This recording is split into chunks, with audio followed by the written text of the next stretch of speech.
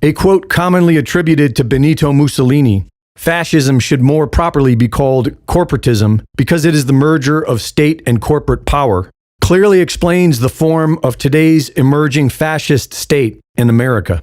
Last week, we reported how the digital ID will be deployed by private companies and the customer's consent. The government doesn't need to mandate biometric ID, which would most likely be considered a violation of American rights. And so it outsources the mandate to private companies who are legally required to get consent, while the government is free to collect and utilize this data under legal immunity. Just like the COVID era, you will be free to give consent, but if you choose not to, you will have to leave the reservation and find a way to fend for yourself. This week, we will look at what is commonly known as the social credit score and its active deployment in the US. I was about to order food on Uber Eats, and as I'm about to check out, I noticed this disclosure, which made me pause. I was like, what do you mean an algorithm is determining the price that I am paying for based on my personal data? Communist China's social credit system is a compliance framework that was launched in 2014 with the official goal of building trust in society by punishing individual behavior. This system has allowed banks to shut off people's money and prevent them from traveling or leaving their neighborhood. It allows the Communist Chinese government the ability to condition people's behavior on an individual basis, and it is now being deployed in the United States. Here, it is being called algorithmic pricing and uses automated computer programs to dynamically set the price of goods and services in real time and on an individual basis. The algorithms are based on large amounts of data, including customer behavior, and can charge one individual more than another for the same product based on their willingness to pay and all of their personal data. Wherever you live in the US, you are likely being subjected to this social credit score system right now. But the only way you would know is if you reside in the state of New York. On November 10th, 2025, New York's Algorithmic Pricing Disclosure Act was launched. The Southern District of New York upheld the act as constitutional because it compels private corporations to notify you that you are being charged based on personalized algorithmic pricing, which the courts define as dynamic pricing set by an algorithm that uses personal data.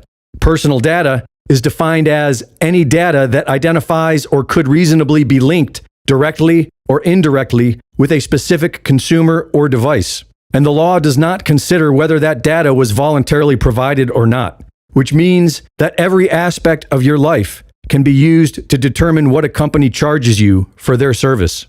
New York's Algorithmic Pricing Disclosure Act is the first of its kind, and we can expect to soon see the same in all 50 states. But one thing is for certain: the social credit score is now a real thing in America, and it's a safe bet that the carbon tax isn't far away.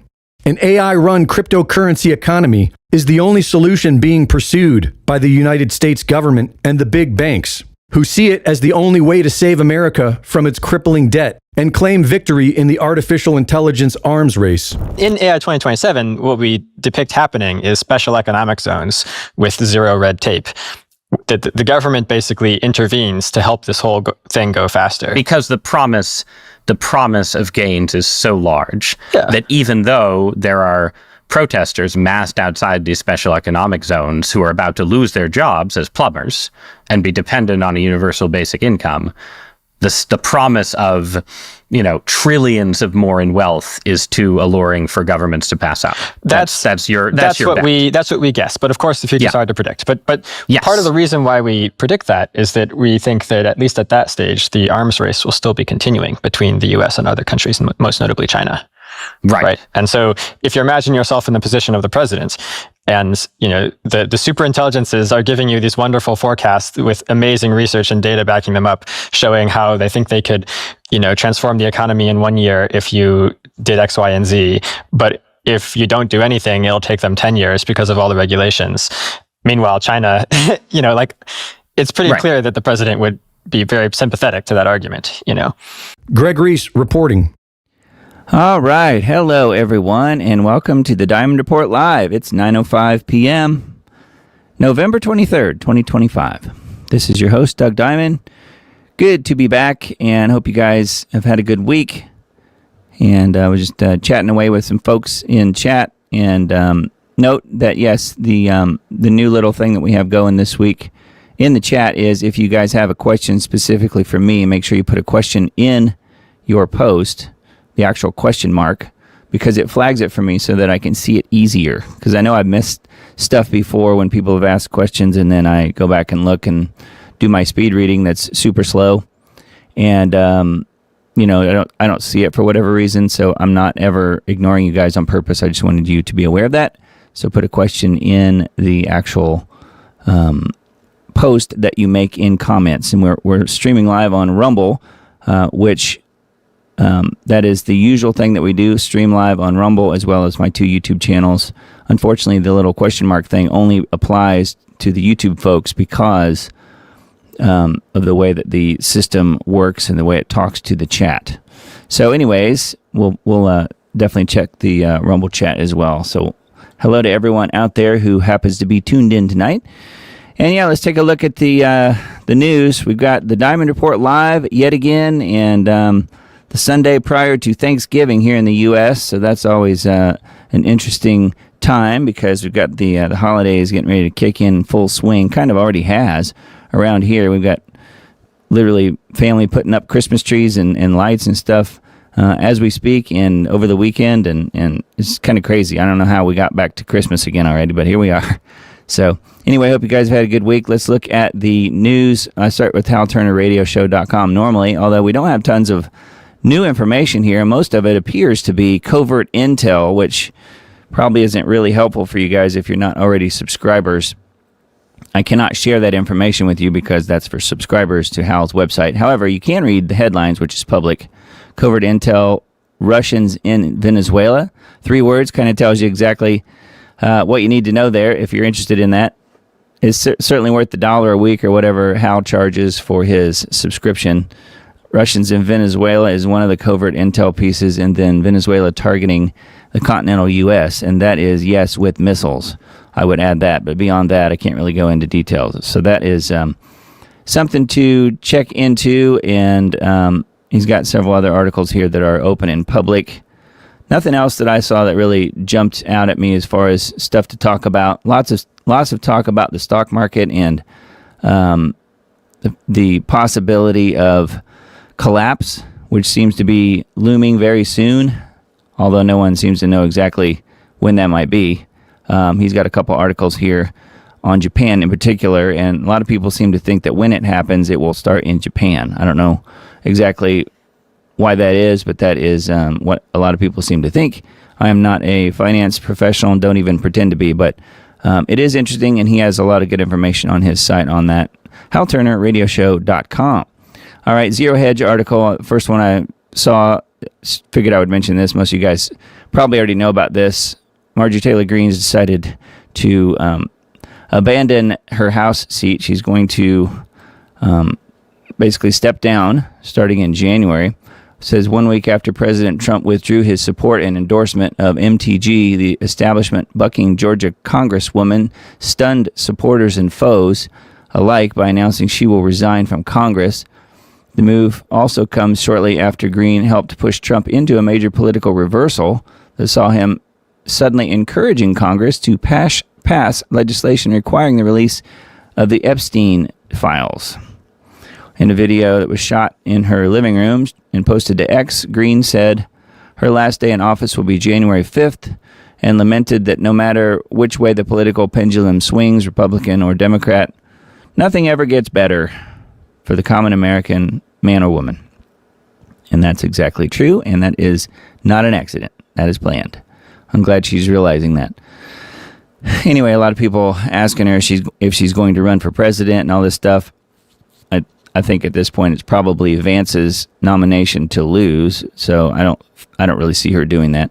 And I think she's come out and said she's not going to do that. She says, "I refuse to be a battered wife, hoping it all goes away and gets better."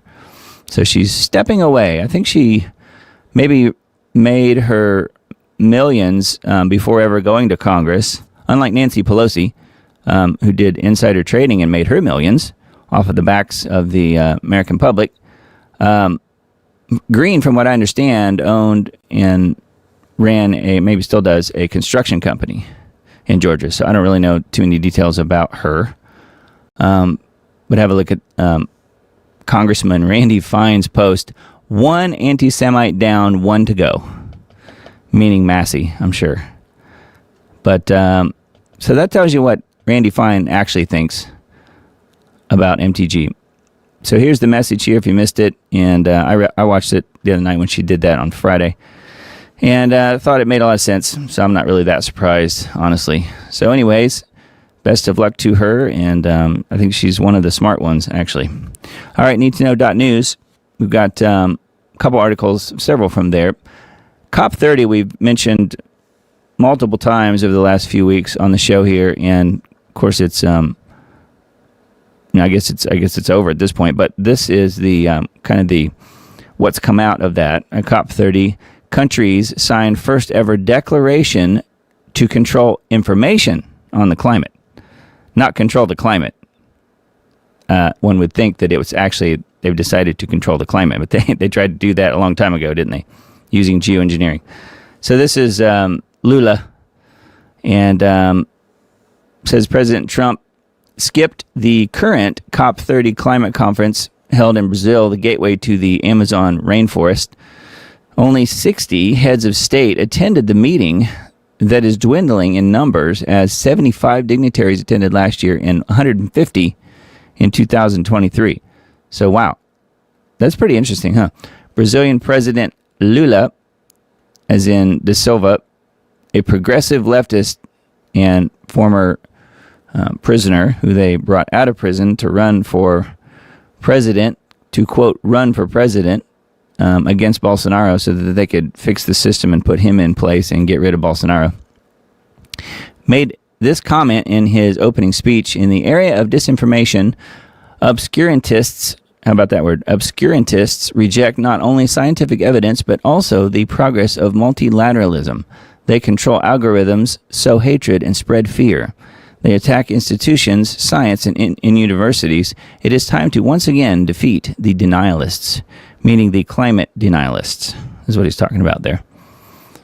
Germany, France, Canada, and Belgium are among 12 nations that signed on to the Declaration of Information Integrity on Climate Change, documenting the so-called threats that free speech and the free press pose to the climate lies that have been perpetrated. Governments are being pressured to fork over mounds of cash to fund research on information integrity in line with the UN's agenda. And then here's Lula here, pictured with Macron. So that's the at least some of what's come out of the COP30. And not that surprised. So, a few more countries, I guess, have bought into it and signed onto it. And again, probably no open discussions about geoengineering, even though that, of course, is the reason that the climate is in such bad shape. And the reason that they're calling for all of these regulations on the climate and on what we're doing to the climate, supposedly, even though it's from the geoengineering worldwide programs. So anyway, pretty interesting. That's a G. Edward Griffin article. Next one, Democrat Congresswoman received orders from Epstein during a congressional hearing. I don't know if you guys knew about this or saw it, but yeah, they're time-stamped text messages that coincide with her time during this hearing. So it says Epstein was texting in real time questions to U.S. Representative Stacey Plaskett, Democrat, during the 2019 Michael Cohen congressional hearing, effectively coaching a sitting member of Congress as she interrogated Trump's former lawyer, who is testifying against President Trump. Li Fang wrote, missing context in the story is the fact that the delegate, Stacey Plaskett, previously served in the Virgin Islands government in a role helping give Epstein tax carve-outs, then worked for Epstein's fixer on the island before getting elected to Congress. So it sounds like they're keeping it all in the family with old Stacey Plaskett here, and that she'd been working for Epstein all along. Yes, she's receiving texts in real time as the hearing was going down. Jeffrey Epstein was texting real-time questions to Plaskett during the Michael Cohen congressional hearing in 2019, effectively coaching a sitting member of Congress as she interrogated Trump's former lawyer, who was testifying against Trump. This bombshell exposes deep political ties to Epstein that previously acknowledged, undermining Plaskett's past denials and shining a harsh spotlight on the Virgin Islands representative's long-standing political protection of Epstein. Yeah, that's what we're saying here. Critics argue that these revelations reveal why so many powerful institutions fought to keep Epstein's communications hidden and why this story is getting far less media coverage than it deserves. Yes, that's because they're keeping it quiet because he and the intel agencies are the ones that run the news cycle, aren't they? Or at least, I don't know if he's still around, but certainly they are. Jimmy Dore said that Stacey Plaskett ripped into journalists Michael Schellenberger and Matt Taibbi, and she even threatened them with prosecution. The journalists were finding out truth about the censorship from the Biden White House over the Hunter Biden laptop, COVID, the vaxes, and everything else. For decades, Epstein owned 2 private islands in the U.S. Virgin Islands, Little St. James and Great St. James, which prosecutors later described as central hubs of his sex trafficking operations. Plaskett previously faced scrutiny over donations she got from Epstein. I wonder why. And I think it's sort of becoming clearer, isn't it, why she got those donations. All right, I don't know if you guys have been keeping up with what Candace has been putting out on her, at least on her YouTube channel in the last week or so. It's been really interesting, and let's just say the Charlie Kirk investigation, if you want to know what's actually going on in the Charlie Kirk investigation, you'll have to watch Candace, because you're not going to get anything out of the mainstream. You're not going to get anything out of the FBI. Candace and her team of people and her vast audience of millions of people are actually crowdsourcing the investigation of the Charlie Kirk assassination and finding some really incredible information, if you ask me.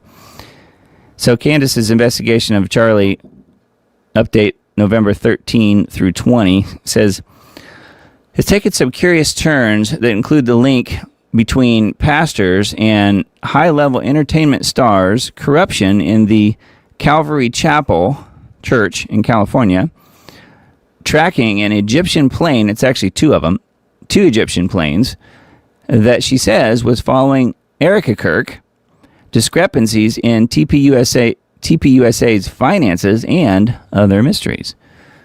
And it says, note, the Need to Know News reports the news does not endorse all the claims made by Owens. So this is their little deal here, saying where they're not supporting what she's saying necessarily. But there's a breakdown here on this page, and it is interesting. November 13th is where this starts. I'm looking to see. Then there's links to the different shows. It's a pretty good breakdown up through the 19th. And she did a show on Friday, so I think 21st probably would be the newest one as of right now. But let's just say it's taking some interesting turns. Yes, there's some questions about TPUSA for sure. Not necessarily Erica, but the people behind the scenes, behind that were helping Charlie when he was still around. More those people, and then yes, there's some definite questions about an Egyptian military plane. I think it's 2 different planes, actually, according to her timeline that I've seen.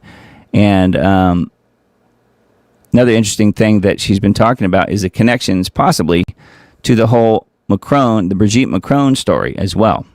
So let me see if that is mentioned here in this. It says, on November 19th, Candace read a lengthy anonymous email linking the Egyptian military jet that was present at UVU on September 10th, which is the day that Charlie was shot, to a government office in Wilmington, Delaware, that is shared by 3 federal agencies. And the address is listed there. It's at 920 King Street in Wilmington, Delaware. It's a location that's a shared office by the DOJ, the FBI, and the DEA in Wilmington. She produced evidence showing that Brian Harpole's claim that TPUSA was not allowed to use security drones was contradicted by Frank Turek, who said that TPUSA drones had surveyed the crowd amassing at UVU while he and Charlie were driving there, which that's been proven to be not true. She also posted a list of what she's calling TPUSA verified lies. So here's a list of them here, just 11. It's becoming a pretty long list of TPUSA verified lies. November 20th, Candace told a chilling story about how she believes that she is a target for assassination due to her reporting on Brigitte Macron, whom she alleges is a biological male. We've talked about that on this show many times, actually. She said that both she and Tucker were warned that they are in danger for reporting on Israel. She also revealed the video footage from the police station of Tyler Robinson, the accused shooter, who was said to have been escorted by his father when he turned himself into police, has gone missing. She questions if Tyler Robinson even exists. Yeah, she was saying that, it's possible. We don't know. Is Tyler Robinson a figment of AI? We don't know. She links several other pieces of evidence to the case. So, yes, it's sort of all coming together in one way or another. And she does provide the receipts, as people like to say these days. She does provide some pretty darn good evidence in what she's talking about. She's not just randomly throwing stuff out there hoping it sticks. So I would advise, if you guys are interested in the whole Charlie Kirk thing and finding out some pretty interesting information, whether or not it turns out to be 100% true or not, I don't know, but it sure seems like it to me at this point. So certainly tune into what she's doing over on her YouTube channel. She's still allowed on YouTube at this point, so we'll see where things go. I guess if they take her off of YouTube, that'll be a whole different story. I think she's up to 5-point-something million subscribers, so I don't know. It's a pretty big voice out there. All right, technocracy.news. Got top 3 headlines / articles on this site. Slouching towards technocracy. Is the world giving in? I would say that's a rhetorical question, wouldn't you? Arch technocrat, tech bro, billionaire, Trilateral Commission member Eric Schmidt is not someone you should trust with your future. Indeed, he might be playing the spider in the timeless poem, The Spider and the Fly. But the point is made. The world is cracking apart, and people, especially Zoomers, are being seduced by technocracy's siren call of efficiency, neutrality, and impartiality. Security is not found in universal basic income, nor is happiness found in trusting the algorithm, quote unquote. Nevertheless, the world is caving in. So that's pretty well said, I think. And that is definitely what's happening right now. Next article just says, warned you, Border Patrol is monitoring U.S. drivers and detaining those with suspicious travel patterns. Yeah, unless you are a vaunted illegal driving a semi-truck down the road, then you get a pass, apparently. The technocratic police state is descending on Americans like the plague, and it needs to be resisted while it can.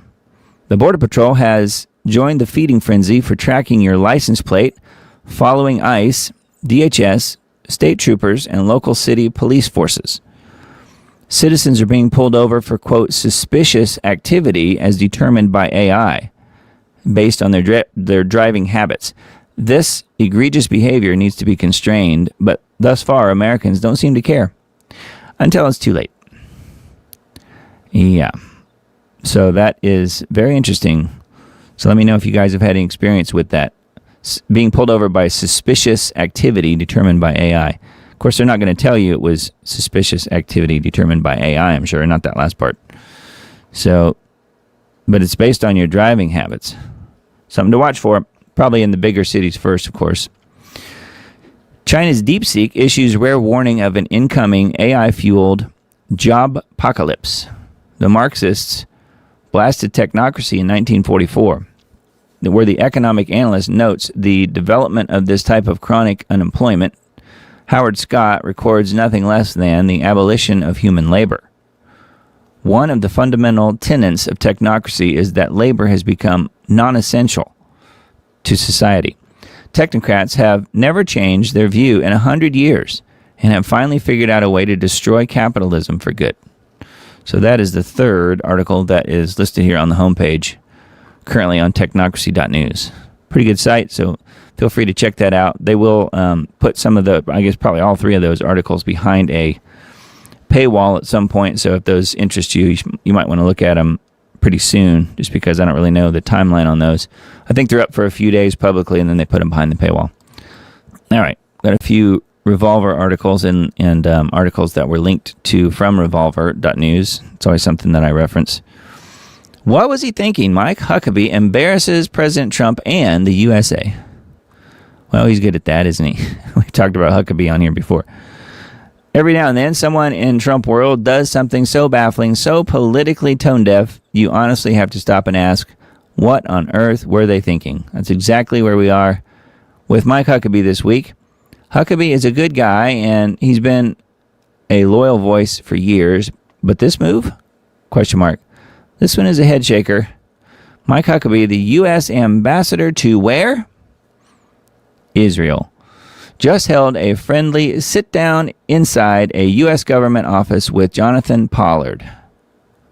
You might ask who that is. A man who betrayed the United States.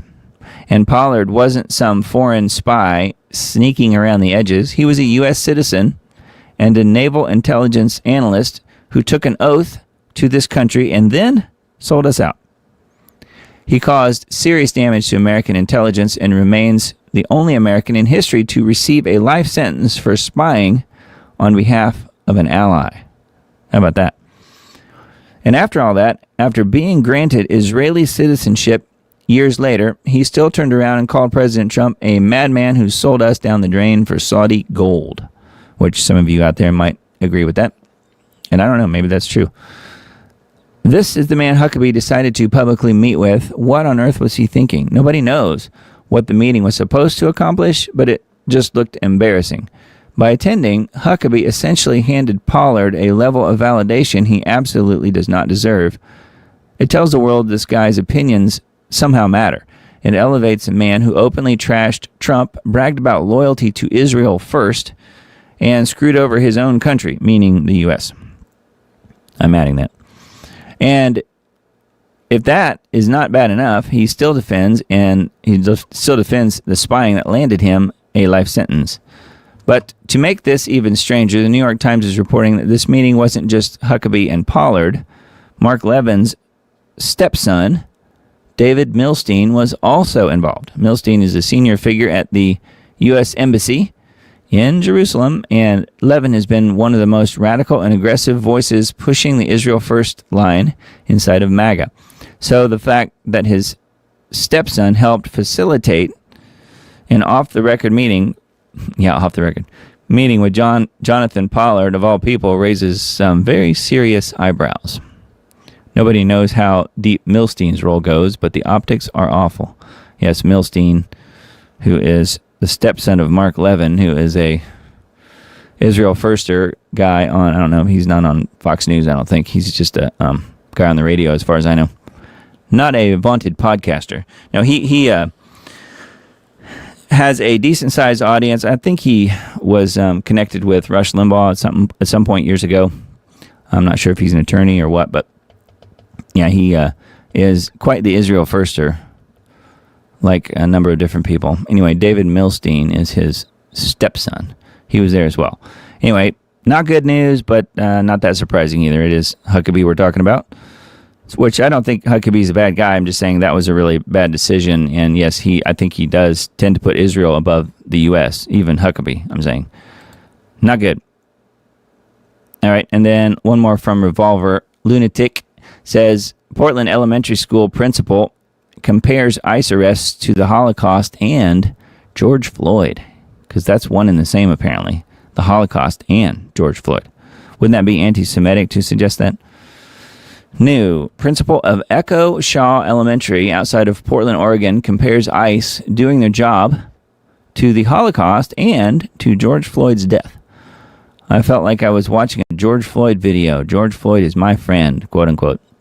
You cannot make this up. This is who's teaching your kids, parents. Let's light up the next school board meeting, it says. So yeah, then there's, I guess, a video clip embedded here. new principal of Echo Shaw Elementary outside of Portland, Oregon, compares ICE doing their job to the Holocaust and George Floyd's death. Yeah. Thought that was kind of a silly one. All right, and then a LifeZet article, funding bombshell report, Soros network bankrolled anti-Kennedy, as in Robert Kennedy Jr., disinformation dozen. Newly disclosed $250,000 grant from the Open Society Foundations has revealed previously unknown financial support for the Center for Countering Digital Hate, which flip that around, because whatever their name is, they do exactly the opposite of what their name says. The Center for Countering Digital Hate, the organization that authored the 2021 Disinformation Dozen report targeting Robert F. Kennedy Jr. and other VAXX critics.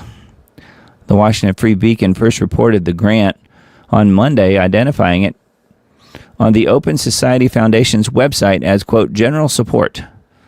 The foundation was created and funded by George Soros and is now led by his wacky son, Alex, who we've got a little bit of news on. We'll mention that here in a little while. The disclosure provides rare insight into the non-governmental organization's finances. Yeah, I bet. According to the Free Beacon, the Center for Countering Digital Hate does not voluntarily disclose its donors. Sayer G., chairman of Global Wellness Forum and founder of GreenMed Info, wrote on his Substack that the Soros-linked support represents only one small portion of a web of 20-plus funders, pass-throughs, hidden trusts, foreign billionaires, and U.S. and U.K. political operatives that support the group.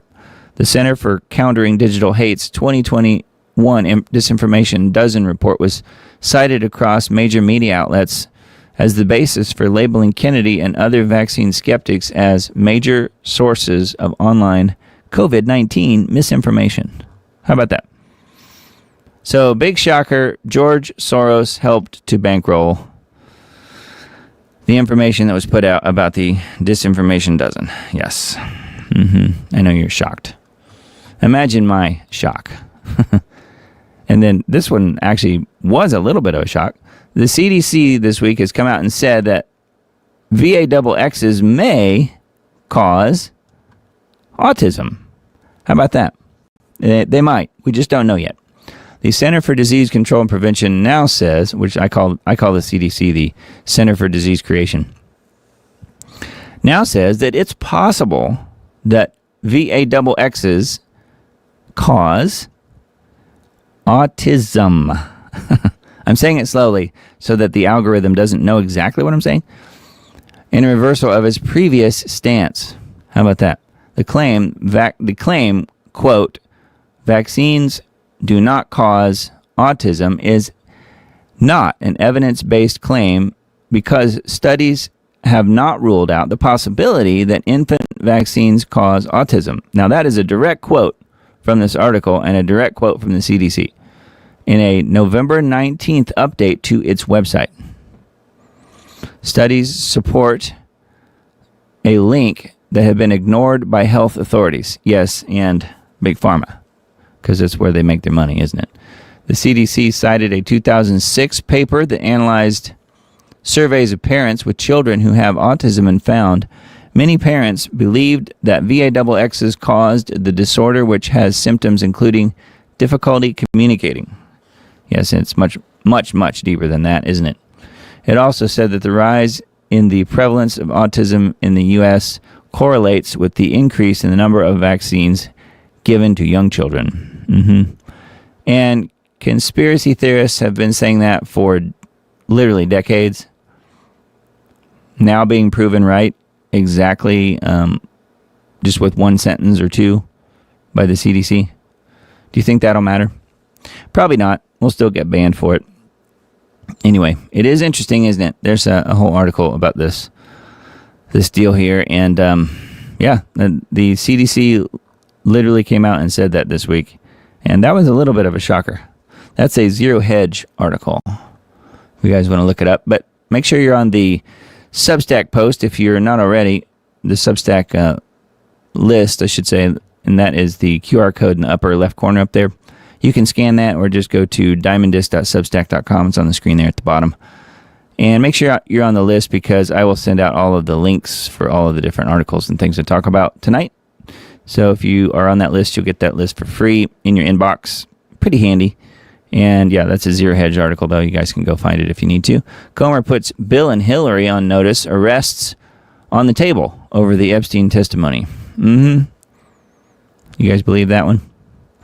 House Oversight Committee Chair Representative James Comer said the panel still expects testimony from Bill and Hillary after their previously scheduled depositions in the Epstein investigations were postponed in October.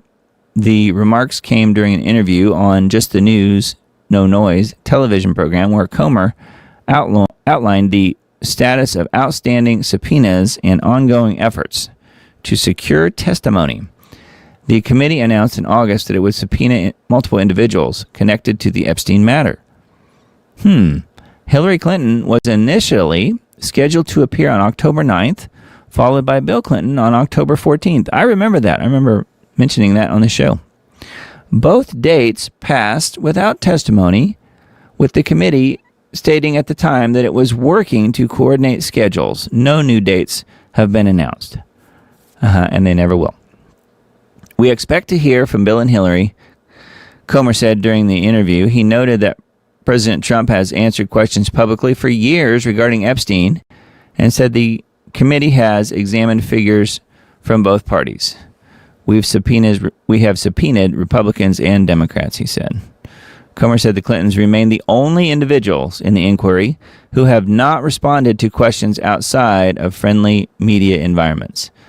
They're the one group in this investigation that's never had to answer questions in front of a credible reporter, and they've never certainly answered questions from attorneys or members of Congress. Yes, Bill Clinton was the number one person who flew the most on the Lolita Express. Number one passenger. And there's a reason for that, isn't there? He didn't just like flying.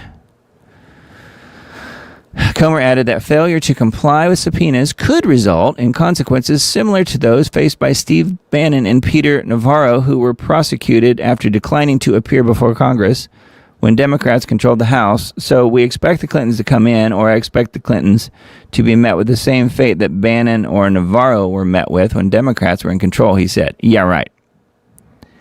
Now that would be an imagine my shock moment if they went and busted in the door at the Clinton residency in New York at 6 in the morning or 4 in the morning or whatever they did to Roger Stone et al.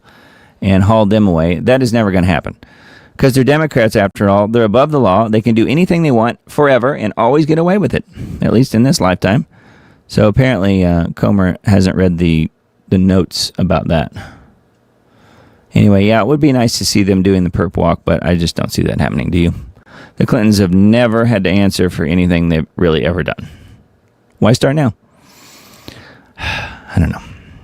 Photos reveal moment UPS jet engine detached before the deadly Kentucky crash. So we talked about this when it happened.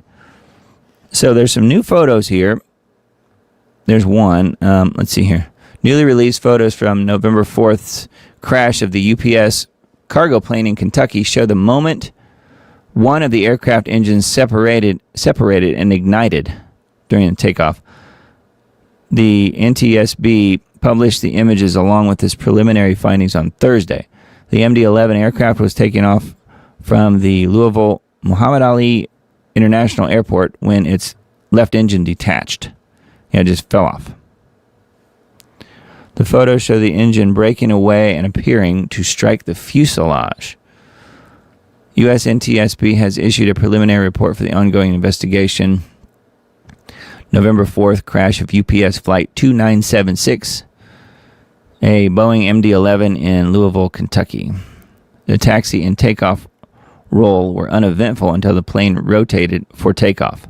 Airport surveillance video of the airplane showed the left number one engine and the pylon separating from the wing shortly after airplane rotation, with a fire igniting on the left engine while it traversed above the fuselage and subsequently impacted the ground. A fire ignited near the area of the left pylon attachment to the wing, which continued until ground impact.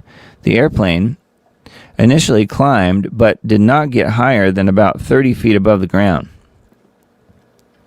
According to radio altitude data from the FDR, says based on FAA provided ADS-B data, the last data point showed 481 feet mean sea level and 100 feet above ground level. So they were about 100 feet up.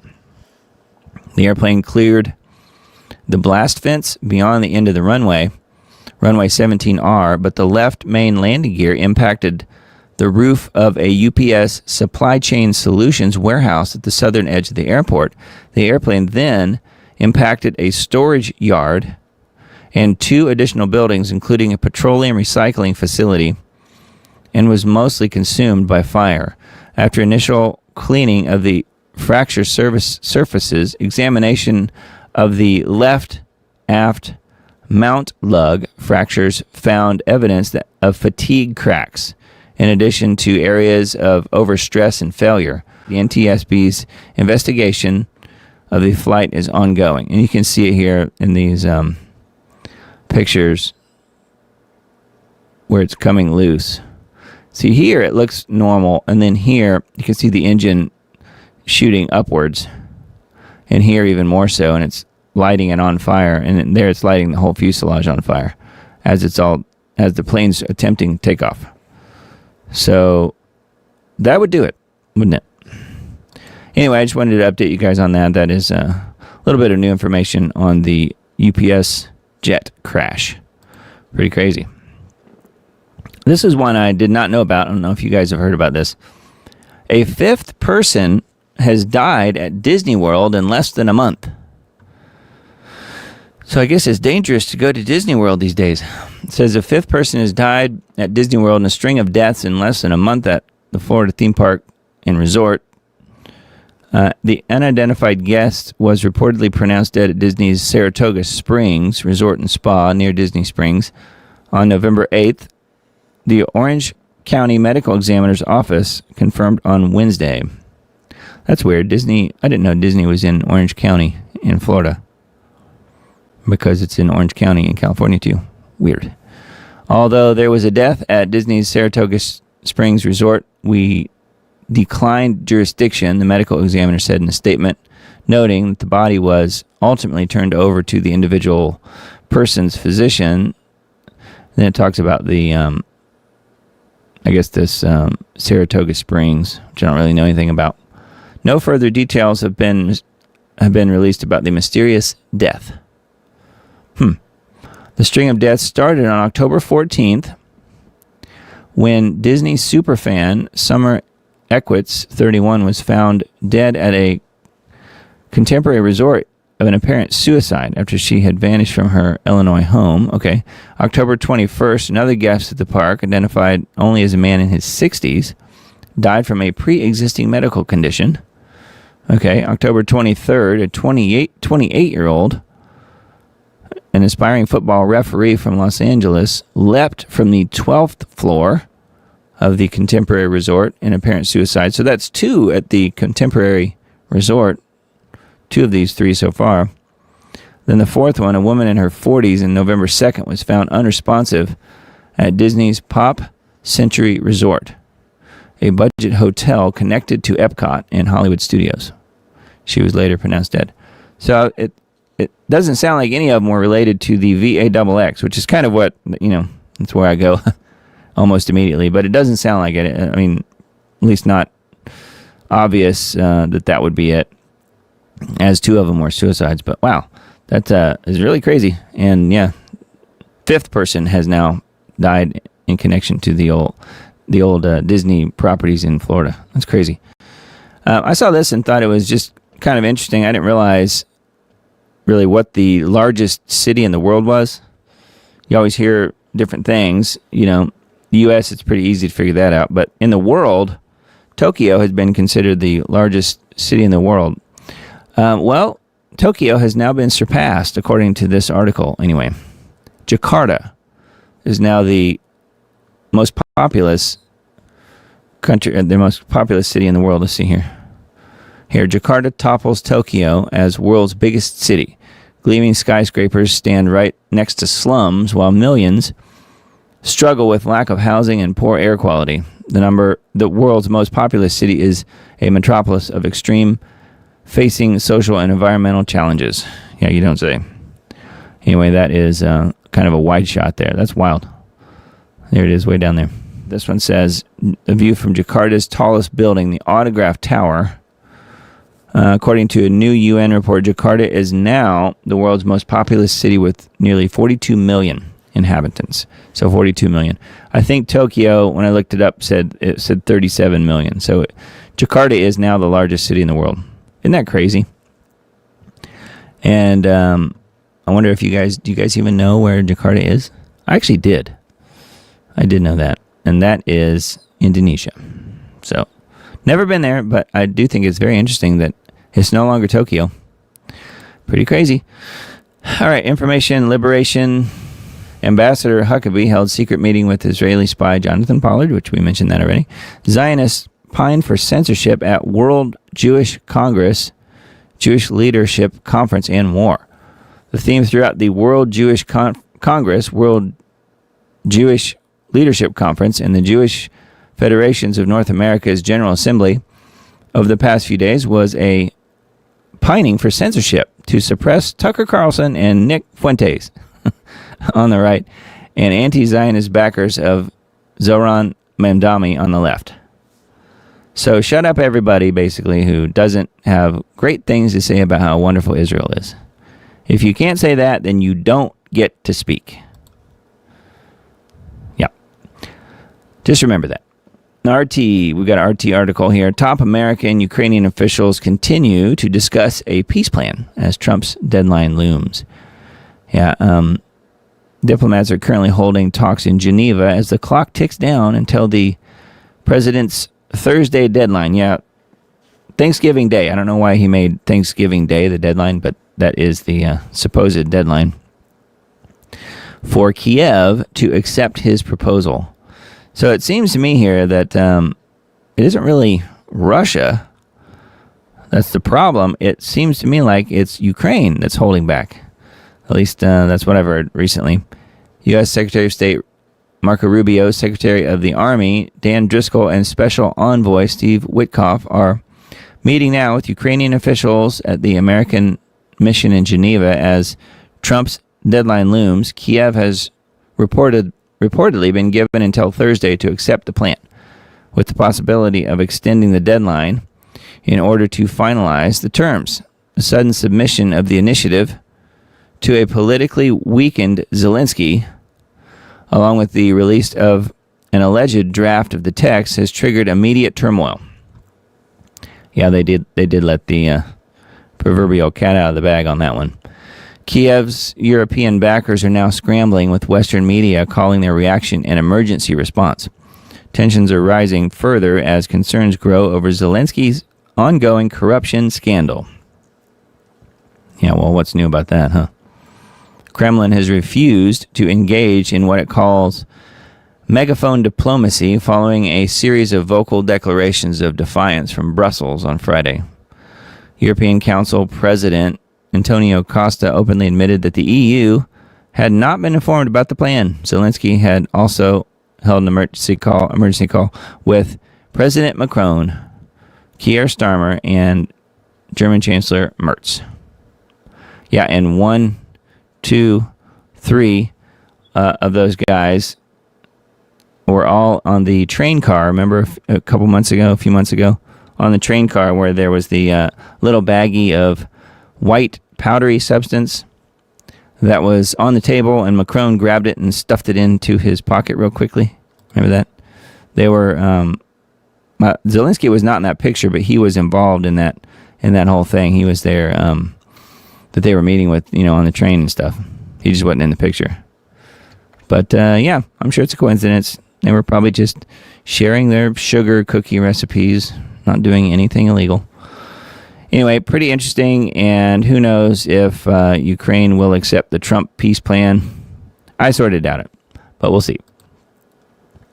All right, and then ForbiddenKnowledge.tv. Democrats do what? Democrats urge the military to disobey illegal orders. You guys might have heard about this. This is something that came out.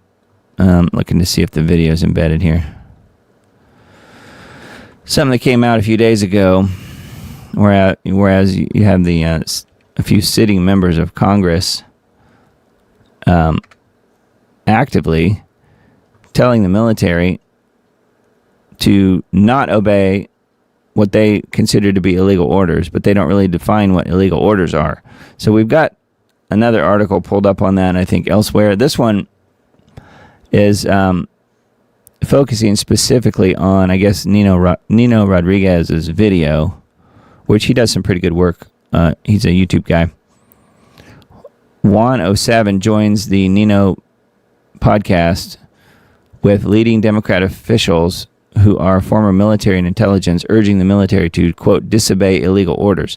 Yeah, but they can't point to a single illegal order that Trump has given them. So that's a little problem, I would think.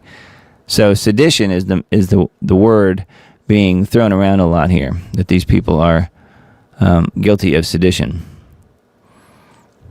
So this is, I guess, a word-for-word back and forth on this Nino Rodriguez video here. So you guys can watch that if you're interested. But, yeah, it's interesting. And Trump got in some hot water for immediately calling for them to be hung, which that's not going to help anything there, Trump. But, he does that kind of stuff, and then people react, and then they assume that he's serious, and then he has to come out later and say, no, I didn't mean we actually need to kill them. So he kind of walked that back a little bit and said, no, he didn't think they really needed to be hung. But I know of a few people out there who really jumped on the bandwagon saying that Trump was going to be removed from office based on this and so forth. And I'm like, no, I don't think so. People don't really believe Trump is serious about this kind of stuff. I certainly didn't take him seriously. And the people even that were actively engaged in this, I don't think actually take him that seriously either. So from what I can tell. So anyway, there's a video embedded here, and I think I've got another article pulled up on that as well. So we'll get to that in a little bit. Let's see here. Update on Tina Peters. I've got a video on this too, so I haven't even seen it yet, but I wanted to play it and just get that sort of on the record and have a look at this fairly lengthy tweet here. This is on Real Tina Peters on X. Update on Tina. Tina has been moved to solitary confinement today. Now this is dated November 20th, so 3 days ago. After filing a grievance with the warden about a teacher in the prison making statements to numerous other inmates about her. Some of those inmates informed Tina that this teacher was speaking openly about the fact that Tina is never going to leave prison, that the state will never let her out, etc. Tina asked this teacher about their statements about her while passing them in the halls of the facility. This resulted in the teacher and inmates antagonizing Tina and ganging up on her verbally. Inmates openly supported the teacher and their statements and berated Tina for not telling the media to stay silent on her conditions and details for her case. At the suggestion of another inmate, Tina filed a grievance against the teacher this morning. Tina was then brought to medical for a physical evaluation consisting of a strip search, a meeting with mental health, followed by the manager of mental health in that facility, and then made to wait for several hours. Tina was then informed that she would be moved to solitary confinement due to an investigation involving internal affairs. She was told the investigation could take up to 17 days. She expects to remain in solitary for the duration of the investigation. As of now, she's been removed from her normal cell and is currently being held in solitary confinement. She has been told she is not being punished. Oh, yes. That's called gaslighting. And has been allowed to keep her iPad, but does not have access to the internet and therefore cannot call any of her approved contacts or her attorneys unless the rest of the pod is put back in their cells until she has completed her calls. She is in a windowless cell, again with no contact, and will be allowed out of her cell 1 to 2 hours per day. This is a difficult day for Tina, as you can imagine, especially considering this is the eve of her mother's 97th birthday.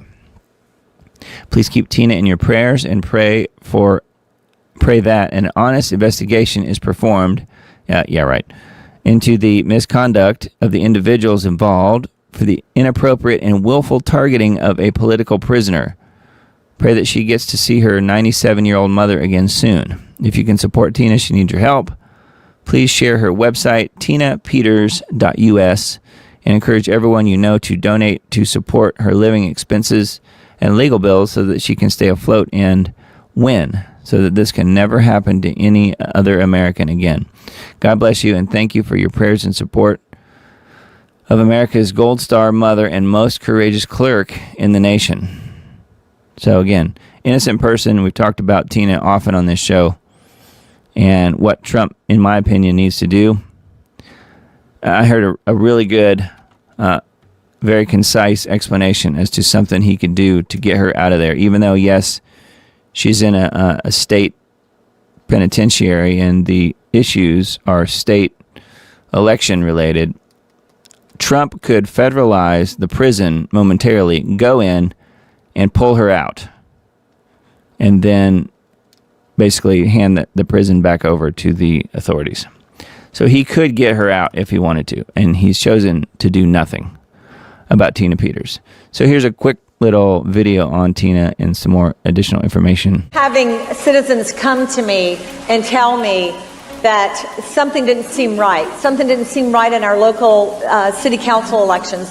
Something didn't seem right in our county from years ago to the 2020 election, and they wanted answers. Another voter contacted the office after learning from the state's ballot tracking system that their ballot had been turned in by someone else. Election officials began comparing signatures and noted some of them appeared to be signed by the same person. They launched an investigation, but not before 3 of the stolen ballots had already been counted. Those ballots cannot be retrieved, and the votes will count, but the 3 voters will receive new ballots. This shows the resiliency of our process here in Colorado, that if somebody tries to do nefarious things, it will be discovered through our processes. And I said, you know what? If there's a there, we'll find it. And I've made that pledge to the citizens of Mesa County and all over Colorado that the people elected me, not the Secretary of State. Passwords for Colorado's voting systems were posted online for anyone to see for months, if you knew where to look. Democratic Secretary of State Jenna Griswold's office apparently posted them online by accident. Griswold's office found out last Thursday and had not told the county clerks who actually run elections. Then the Colorado Republican Party went public today, demanding that Griswold secure those voting machines. And it sounds like what you're saying is the only people investigating the actions of your office are your office. Unless I'm mistaken, is there an outside agency that is investigating what happened in your office? We unfortunately had a civil servant upload a spreadsheet with some passwords to voting equipment. That is not the passwords needed to access the voting equipment. You need 2 sets of passwords. That is the full extent of it. We disclosed that immediately to federal agency CISA that has oversight of the nation's elections, and we've been working with them. Those BIOS passwords, 670 of them, from 63 counties out of the 64 counties in Colorado, have been on the public website for the Secretary of State, which means they were out there for anybody to grab. She should be locked up, and they should throw away the key and let me loose. Yeah, we need a prisoner swap. Tina Peters, former Mesa County clerk in Colorado, was convicted in 2024 on 7 counts, including felony charges for allowing unauthorized imaging of Dominion voting machines in 2021. She argued that her actions were intended to preserve election records before a state-mandated software update that would have erased them. believing this was her duty to ensure transparency amid public concerns about the 2020 election. Peters acted without criminal intent and argued that the imaging did in fact reveal potential vulnerabilities in the voting system. She was then sentenced to 9 years in prison, a term that is clearly cruel and unusual and a violation of her Eighth Amendment rights, as her offense sought no personal gain. Federal prosecutors from the U.S. Department of Justice under the Trump administration filed a statement of interest in her federal habeas corpus petition expressing reasonable concerns about the state trial judge's repeated inflammatory remarks. You are no hero, you abused your position, and you're a charlatan who used and is still using your prior position in office to peddle a snake oil that's been proven to be junk time and time again. Your lies are well documented, and these convictions are serious. President Trump has called her a political prisoner and demanded her release. The Deputy Attorney General in the federal government is working, Todd Blanche, is asked the Bureau of Prisons to find any way they can legally to move Tina Peters out of Colorado State Prison and into federal prison. Now, that could signal several things. One, they're worried about her safety. Two, that she might become a witness in some future federal investigation. Therefore, having her in federal custody would be a part. Peters remains incarcerated in a Colorado prison and housed among violent offenders despite being 70. She is reportedly in poor health after she previously underwent treatment for lung cancer, resulting in the partial removal of one of her lungs, which has left her with chronic respiratory vulnerabilities. Free Tina Peters today. Releasing her pending full review would correct a miscarriage of justice, protect whistleblower-like conduct by election officials, and help to restore public confidence in an election system tearing the nation apart. John Bound reporting for InfoWars. Yes, and now she is in solitary confinement, if you can believe that. And we did reported on a article, I don't know, a week or two ago that said that Tina, back in July, was literally freezing to death in her cell. So I don't know if it's just air conditioning cranked up or what exactly, but they had temperatures like around freezing in her cell. So I don't know if that has passed or not. I assume so, but now she's in solitary. So wow. Poor lady cannot win. Anyway, I just wanted to bring that to you guys' attention and play that short video, another John Bound report. He does really good work, and just give you an update on what was happening with Tina, because, man, she is really bearing the brunt of a government, a local Colorado government that wants to see her basically die in prison, sounds like, for just doing her job. And that's all she's ever wanted to do. Anyway, she is her X account here, I guess whoever runs that is doing a good job of updating people. So if you're on X, make sure you're following Real Tina Peters. So anyways, all right, let's keep moving here. We've got lots to look at tonight. I came across this Futurism article and just thought I would mention it just because, holidays are coming up here and people do wacky stuff and they buy crazy presents for their kids. So just a little notice here on what not to buy for your kids. AI-powered stuffed animal pulled from the market after disturbing interactions with children. This tech is really new and it's basically unregulated, and there are a lot of open questions about it and how it's going to impact kids. Of course, they have the teddy bear with the knife. Children's toy maker Folo Toy, and it's F-O-L-O. I never heard of Folo Toy, says it's pulling its AI-powered teddy bear Kuma, K-U-M-M-A, after a safety group found that the cuddly companion was giving wildly inappropriate and even dangerous responses, including tips on how to find and light matches and detailed explanations about sexual kinks. Yeah. Folo Toy has decided to temporarily suspend sales of the affected product and begin a comprehensive internal safety audit. Marketing Director Hugo Wu, WU, told the Register in a statement. In response to the safety report, this review will cover our model safety alignment, content filtering systems, data protection process, and child interaction safeguards. Well, they're going to fix them right up. Folo Toy, Wu added, will work with outside experts to verify existing and new safety features in its AI-powered toys.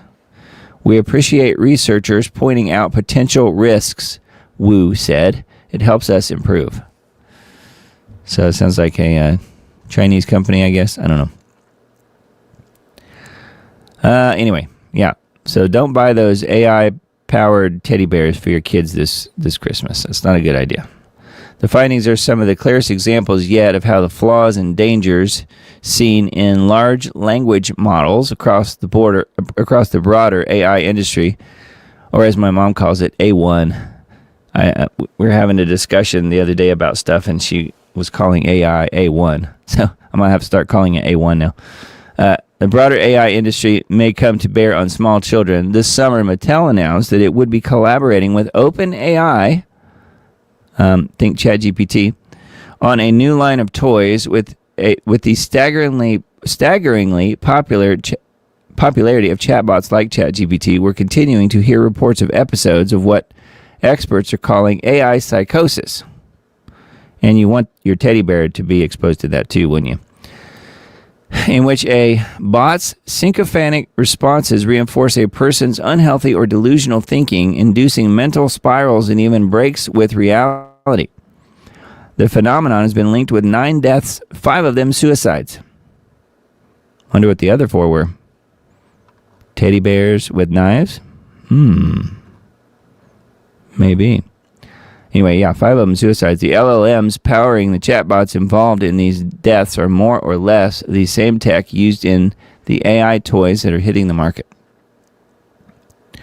This tech is really new and it's basically unregulated, and there are a lot of open questions about it and how it's going to impact kids. Yeah, well, no kidding, and that's a really perfect reason to not have it and to not even put it out. But it's all about making a buck, isn't it? Anyway, AI-powered stuffed animals this Christmas. Hopefully Santa will ignore those requests. All right, and then let's see here. Wise Wolf Media, Substack.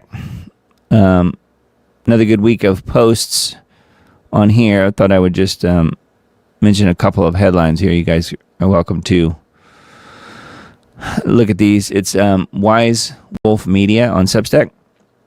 Let's see, we left off with this one last week. So just a few of the new ones. ChatGPT revealed the techno-satanic plan for a godless future is one of the most recent ones here. Silicon Valley's quest to build what cannot see, hear, or walk. So more about AI, or A1, as my mom says. Government whistleblowers get suicided. Edward Snowden got a Netflix deal. Why? They kill real whistleblowers. They made this one a celebrity. A little bit about Snowden. I tend to think that Snowden was a real whistleblower, don't you? Anyway, another article if you want to check it out. Let's see here. My grandmother said, it's not me, this is just, I'm reading here. My grandmother said artificial intelligence was straight from hell and spent her last years proving it. I found Grandma's Bible after she died. Nearly every margin was filled with her warnings about satanic technology. How about that? And let's see here. The preacher who made atheists cry. Why this old sermon still breaks the internet. A sermon so powerful the devil himself tried to erase it from history. Okay, I'm intrigued. I want to see what that is. Looking to see if there's any quick details I can tell you guys on this. Today I want to share one of the most powerful sermons I've ever heard. It's pure joy, pure truth, and pure Jesus. This is the kind of preaching that reminds you why you believe in the first place. Why you got down on your knees and gave your life to Christ. This is the good news that makes all those warnings worth it. The man preaching is Dr. S.M. Lockridge. And this sermon has been viewed millions of times online. People call it the greatest sermon ever preached in this generation, I'm not going to argue with them. Just read it, let it wash over you, let it remind you who Jesus really is. And it's called, That's My King, Do You Know Him? ? Looks like the whole thing is here. I just wanted to see if there was a recording of it, like an audio version. Here is some information about Dr. S.M. Lockridge from Texas. So I don't see an audio version of this, but, you know, if you have a screen reader or whatever, probably could read it for you. But, you know, it's all on this page here if you guys want to check it out. I will be looking at that myself. So, yes, that is a Wise Wolf Media post. All right, and then let's see, Daily Skeptic. Just one article from this site this week. Freedom of speech in the UK is under threat. U.S. Ambassador warns audience, including Deputy Prime Minister David Lammy. The U.S. Ambassador has warned David Lammy and others that free speech in the UK is under threat from heavy-handed government rules and rising violence. The Daily Mail has more, so there's more information on their site. So, not really a question there in my opinion. We've been talking about that pretty much every week on this show. Of course they're losing their freedom of speech. And who is it again that is the head of the UK? Who is that? What's his name? What's that guy's name? Yes, King Charles III. Soon to be biblical Antichrist. He knows what he's doing. So yes, freedom of speech is under threat in the UK. That is, to say the least. I think I've got one pulled up here. Let me look and see if it's this one, actually. We'll come back to it if it is. Yeah, okay, so just along those lines, I remembered pulling this up. UK police make 10,000 arrests over offensive online speech in a nation where 90% of crimes go unsolved. 90%. The real emergency seems to be someone being offensive online. Yeah, well, it depends on who you're offending. And of course, it's white liberals, but more importantly, the people running the government who are getting offended, not the people they're pretending to be protecting, which would be the vaunted illegals. Let's get something straight. If you're reading this from inside the United Kingdom and you've ever committed the heinous act of sarcasm on the internet, I commit that pretty much every minute or two. Better close the curtains. The police might be on their way, armed, possibly, with body cams and a warrant to seize your copy of the Complete Faulty Towers, just in case. Last year, British police arrested nearly 10,000 people for saying things online that someone somewhere decided was offensive. Yeah. According to data pried out of police forces by the Daily Mail, that's around 26 people a day. And yes, some of those probably were saying awful things, but many were not. Many were simply annoying. In the UK now, though, being annoying online is grounds for a knock at the door. The arrests were made under laws like the Communications Act 2003 and the Malicious Communications Act 1988, pieces of legislation drafted before TikTok even existed, when going viral still referred to the flu. These laws were originally written to stop actual threats, not to stop someone from tweeting something sarcastic about climate protesters. So I think I read this before, actually. I mentioned this, some of this information. I was looking to see where the original article was. Doesn't say. This is InfoWars piece here, but anyway, I remember some of those places in the article before. But yeah, they're arresting people like crazy over in the UK for their speech. Why wouldn't they? Anyway, the Daily Skeptic one was the start of that whole process as far as reporting tonight on that. But yeah, it's not looking good, and I don't think it's going to end anytime soon, do you? And then, let's see, Trump met with the Saudi Crown Prince in the last few days. Saudi Arabia's Crown Prince commits to increasing U.S. investment to nearly $1 trillion. After meeting with Trump, they are buddy-buddy, holding hands. Saudi Arabia's Crown Prince Mohammed bin Salman pledged to massively expand his country's investment in the United States, committing nearly $1 trillion to the American economy over the next year. Okay. The staggering investment is a dramatic show of confidence in President Trump's leadership and the strength of the U.S. market. The commitment came during bin Salman's high-profile Tuesday visit to the White House. Trump welcomed the Crown Prince with full ceremonial honors. It marks Riyadh's official return to the center of American geopolitical and economic partnership after years of strain under Biden. Fake President Biden. Yeah, the Saudis did not like Biden too much.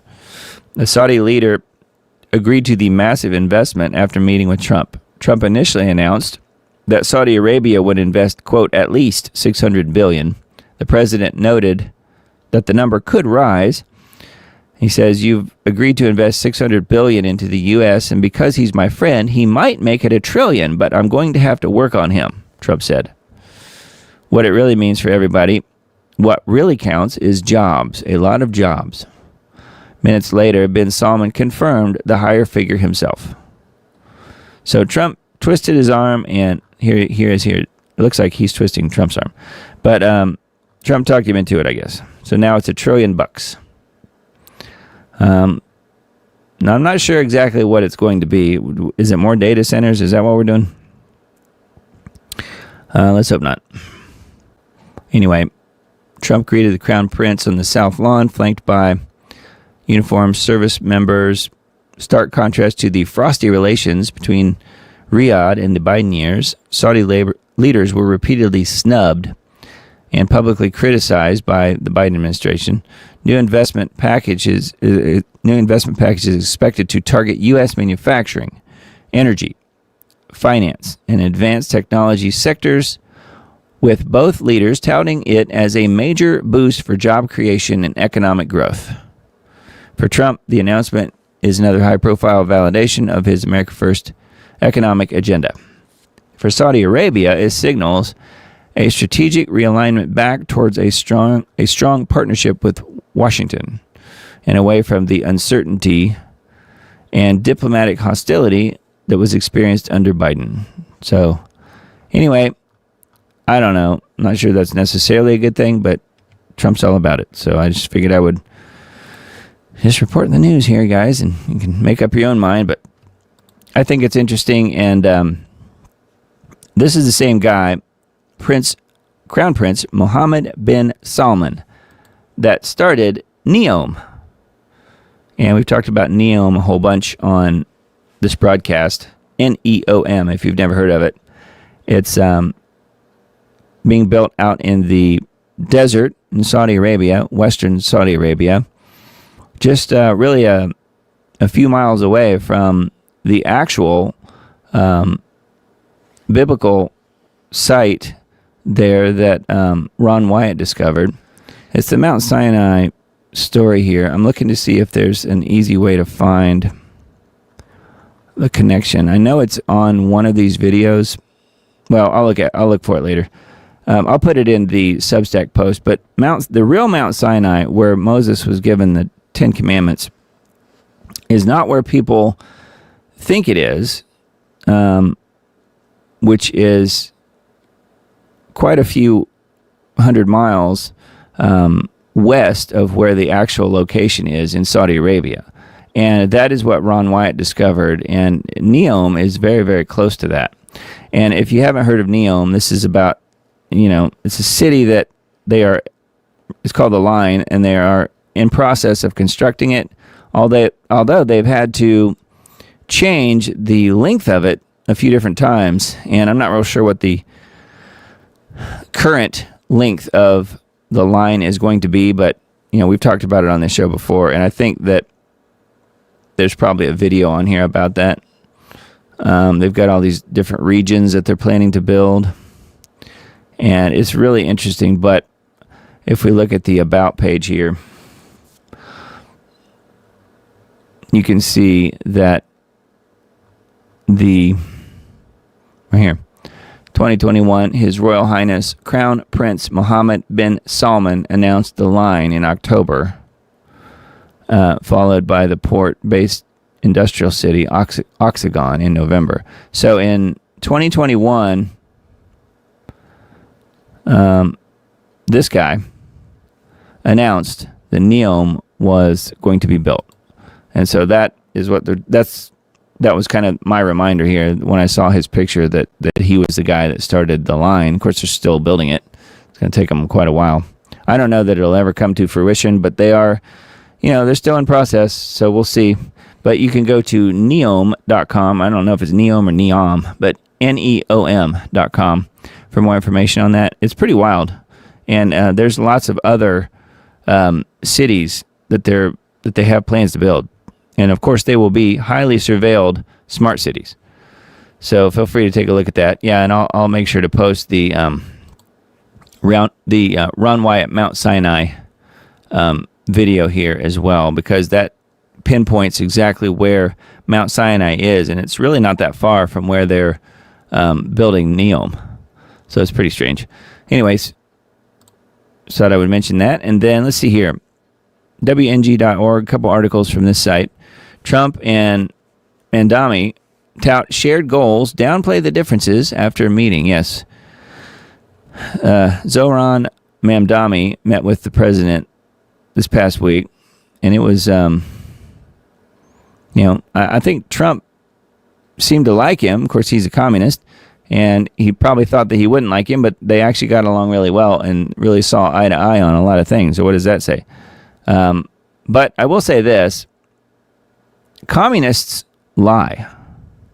And I had a feeling really pretty much the whole time that everything that Mamdani was saying was a lie. But Trump bought into it. So we'll see what happens. It says Trump held what was described as a cordial and productive meeting on Friday afternoon with New York City Mayor-elect Zohran Mamdani. The pair addressed reporters in the Oval Office afterward and underscored their shared goal of lowering prices in New York City. Trump congratulated Mamdani on his win after campaigning as a democratic socialist and devout Muslim.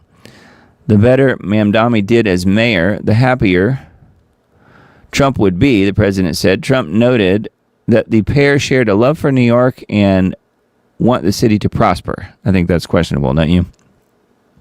Trump shared his confidence in Mamdani doing a good job and expected conservatives and possibly liberals to be surprised by some of his policies. I think Mamdani's already gone back on some of what was talked about in this meeting with Trump. It didn't take him but a few minutes or hours by saying that, I don't have any articles pulled up on that, so I shouldn't speculate, but I think he's already gone back on his word. So, which that's not a surprise, because why? Communists lie. That's why. Anyway. So there's some information here on this site. This is the part of WNG.org called The Sift. And this one is also from the same section here. Alabama libraries to pull LGBT books from children's shelves. So no, they're not banning books. They're just getting rid of pornography from the shelves of libraries. Alabama library officials approved a new policy on Thursday to remove all transgender-related books from children and youth library sections, a public library spokesman told World on Friday. World is the name of this website. Any public library item referencing transgender procedures, gender ideology, or the concept of more than two sexes will be relocated to the adult section. I think they should relocate it to the trash can, don't you? According to an email statement from the Alabama Public Library Service spokesman, Ryan Godfrey, the code change will protect children from harmful and inappropriate reading materials. So, way to go, Alabama. Anyway, thought that was kind of interesting and good news. And wanted to report that to you guys. I thought that was very interesting. Yes, the crazy wackos will be out in force protesting. You're banning books. No, we're banning pornography. All right, let's see here. UN Security Council unanimously adopts Trump's Gaza peace plan, anointing U.S. president as the chairman of the Board of Peace, as Globalist magazine publishes forecast predicting more wars in 2026. The UN Security Council adopted a resolution on Monday in support of Trump's 20-point peace plan in Gaza, and Trump has been named chairman of the Board of Peace. Former British PM Tony Blair is also serving on the Board of Peace. So doesn't that make you feel much better? Which has been granted sole rights to oversee the redevelopment and transformation of the Gaza Strip. Israel's government, mind you, is in complete agreement with this setup, but what exactly does that mean? So that is one of the top articles on leohoman.com. He's also got this weekly roundup. Trump issues new Russia-Ukraine peace plan as Europe balks. Congressional Democrats threatened with arrest and execution. Trump moves to block states from regulating AI and much more. How about that? Moving to stop states from regulating AI. So yeah, that might hinder the income as far as where AI is headed. Leo's Substack. This is one of the articles I pulled up. Conservatives shouldn't be surprised that President Trump invited terrorist Giuliani to the White House and lifted sanctions against his jihadist government in Syria. An examination of Trump family business ties to the Middle East goes a long way toward explaining the motives and moves that shocked MAGA. Yes, Syria. Many conservatives have expressed shock and dismay that Trump would speak so highly of an Islamic terrorist, calling him, quote, good-looking and a, quote, tough guy, even inviting him into the White House. They shouldn't be surprised, for Trump is all about business, and the lines between U.S. foreign policy and the Trump family business have increasingly been blurred the longer Trump has served in politics. Very true. So here he is with the head of Saudi Arabia again, and this is the guy that heads up Syria, which is Giuliani. Al-Giuliani, I guess. So yeah. He is a head chopper. There's literally pictures of this guy with people's heads, severed heads, in each hand. And there he is in the White House shaking Trump's hand. So take that for what it's worth. What I was going to look for here on his Substack was to see if there was anything else that I wanted to mention. He's got an article on Venezuela and just the Gaza peace plan. I guess not too much else new on Leo's Substack, but anyway, it's a good one. They do have he does have good articles on here. All right, naturalnews.com, a couple articles from there. Ukraine confirms first use of U.S. supplied ATACMS missiles against Russian territory. So that is not good news. Ukraine officially deployed U.S. supplied ATACMS against Russian military targets, marking a major escalation in Kiev's long-range strike capabilities. The attack targeted Russian military infrastructure, though Russia claims its air defenses intercepted all the missiles. So there you go. That is from earlier today. So this is a new article. So anyway, I was looking to see if it's talking about anything else as far as these missiles goes. Will Putin go nuclear after Ukraine's ATACMS strike? Biden administration initially eased restrictions on Ukraine's use of ATACMS in late 2024, allowing Kiev to strike Russian territory for the first time. However, under the Trump administration, a Pentagon review process reportedly blocked such strikes for months, but no longer. Anyway, use of long-range strike capabilities, including systems such as ATACMS, will continue. So, yeah, and then Hal Turner was reporting a few days ago that the UK is apparently moving towards a nuclear first strike against Russia. So that is something he's talked about on his radio show, and there's probably some articles about that on his HalTurnerRadioShow.com site. But that is something that is swiftly coming about, so we'll have to keep our eye on that one. Red line crossed. In a brazen power move, Israeli Prime Minister enters Syrian buffer zone, solidifies military occupation. Bibi has made a highly provocative visit to the occupied Syrian territory. This trip, which included top officials, was condemned by Syria as a severe violation of its sovereignty and a major obstacle to peace. In a move denounced as a severe provocation, Bibi visited Syrian territory occupied by Israeli forces, underscoring a dramatic and aggressive shift in the region's power dynamics. The visit, which included top diplomatic and security officials, was strongly condemned by the Syrian government. Again, the head chopper, the guy that I just showed you, Jelani, as a violation of its sovereignty and a major obstacle to potential peace negotiations. Netanyahu's recent trip marks a significant escalation in Israel's posture toward its northern neighbor. It follows the recent ousting of former Syrian President Bashar al-Assad, an event Netanyahu has publicly celebrated and taken credit for. Of course he has. Anyway, that's a Natural News article.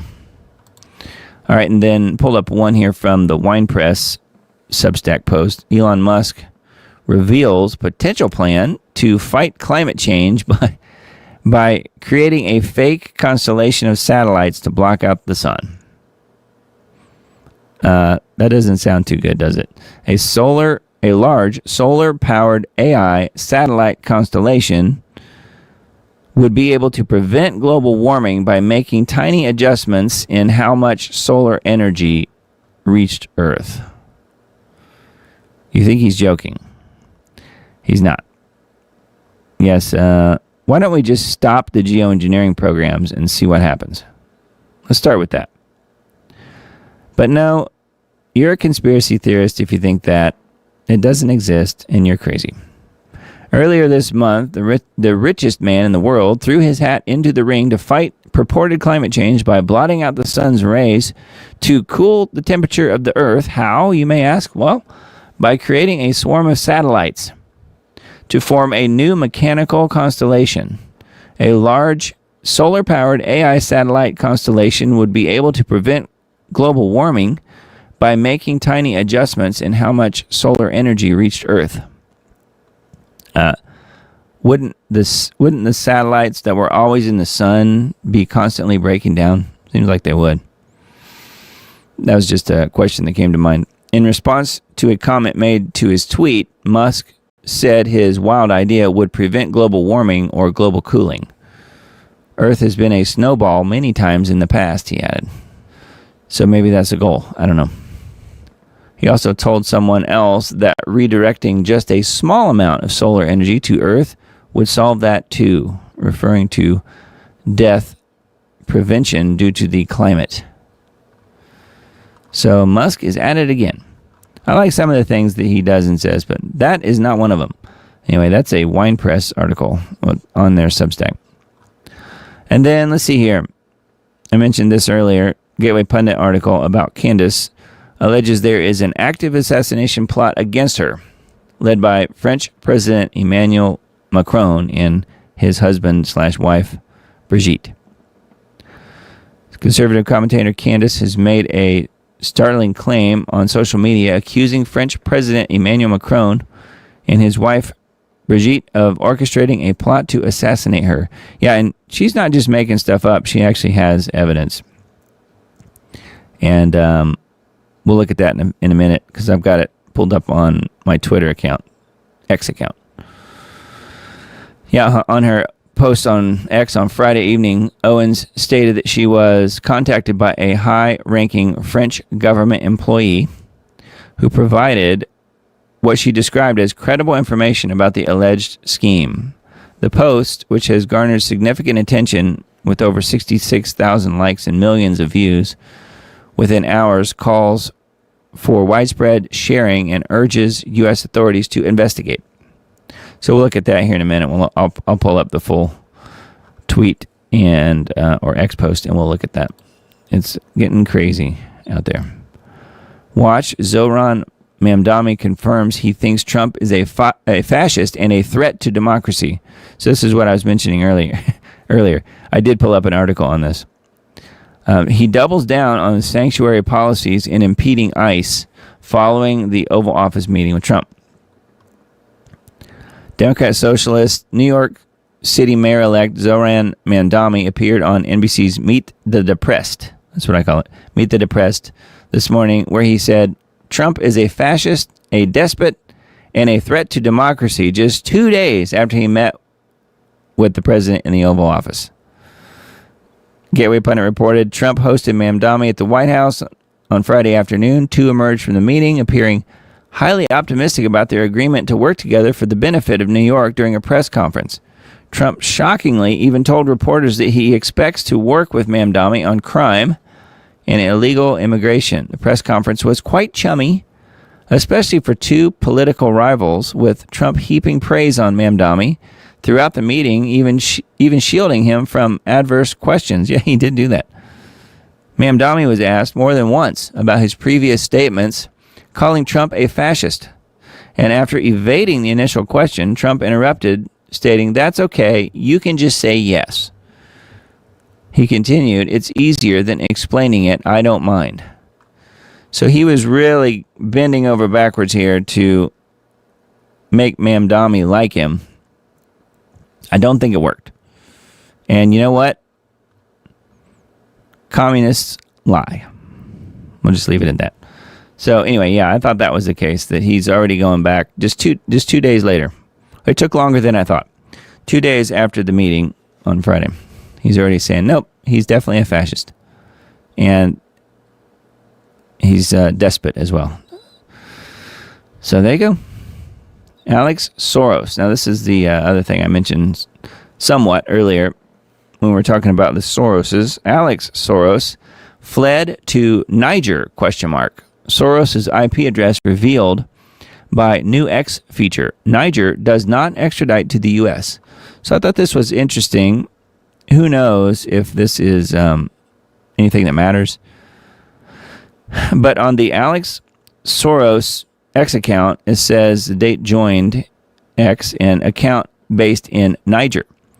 Alex Soros, son of the far-left billionaire George, has been revealed to be posting on social media from Niger, a country that does not have an extradition treaty with the U.S. The new feature uses IP address as geolocation to show other users the current country somebody is operating their account from. What I was looking to see, though, was if it has any sort of way to get around, like, being able to spoof where your IP address is, VPN and so forth. It doesn't look like it says anything about that. It's unclear what the shady billionaire is doing in Niger, one of the poorest and most underdeveloped countries in the world, a neighbor of Nigeria, where Christians are facing genocide. So it makes sense that Alex Soros would like to be where the Christians are being genocided. Users on X noticed the interesting coincidence. Allow me to explain. Niger doesn't have an extradition treaty with the United States. Probably nothing. Date joined September 2010. Account based in Niger.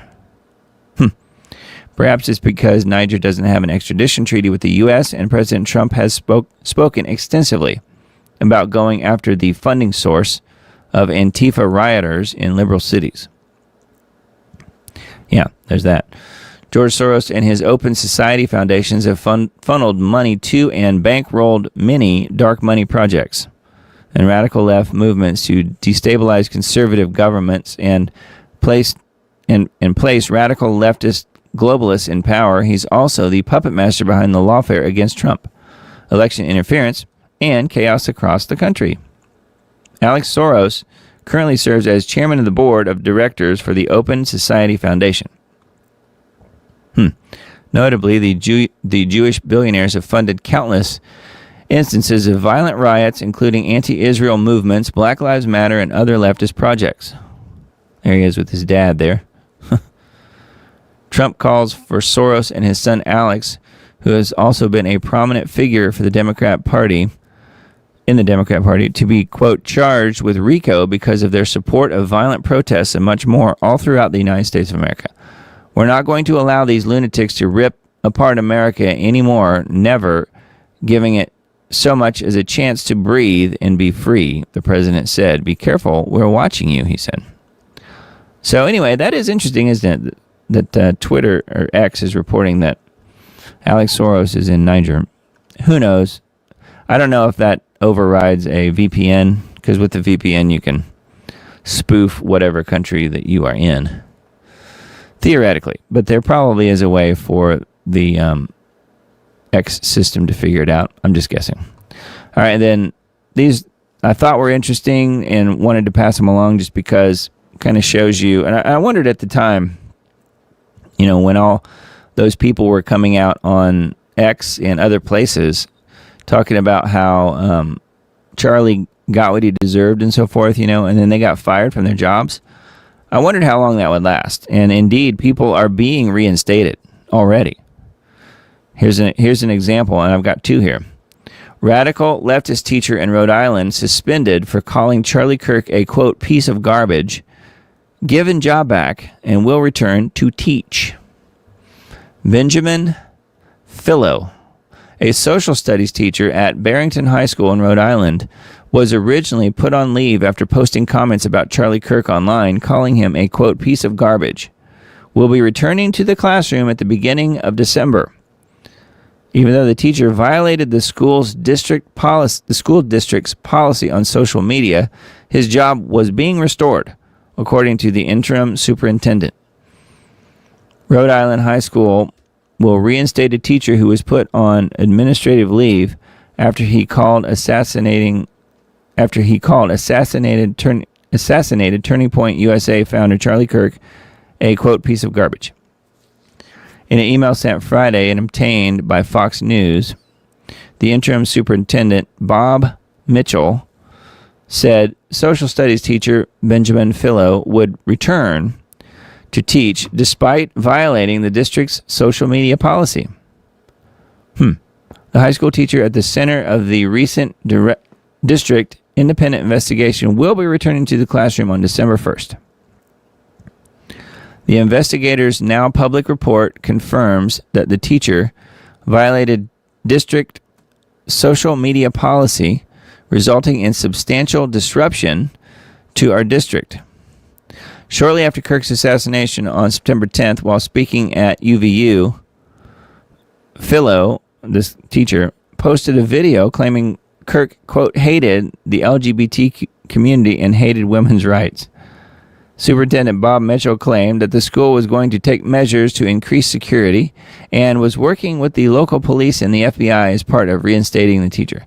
Oh, they're going to increase security for the teacher because they know that bringing him back will be something that the parents will really dislike.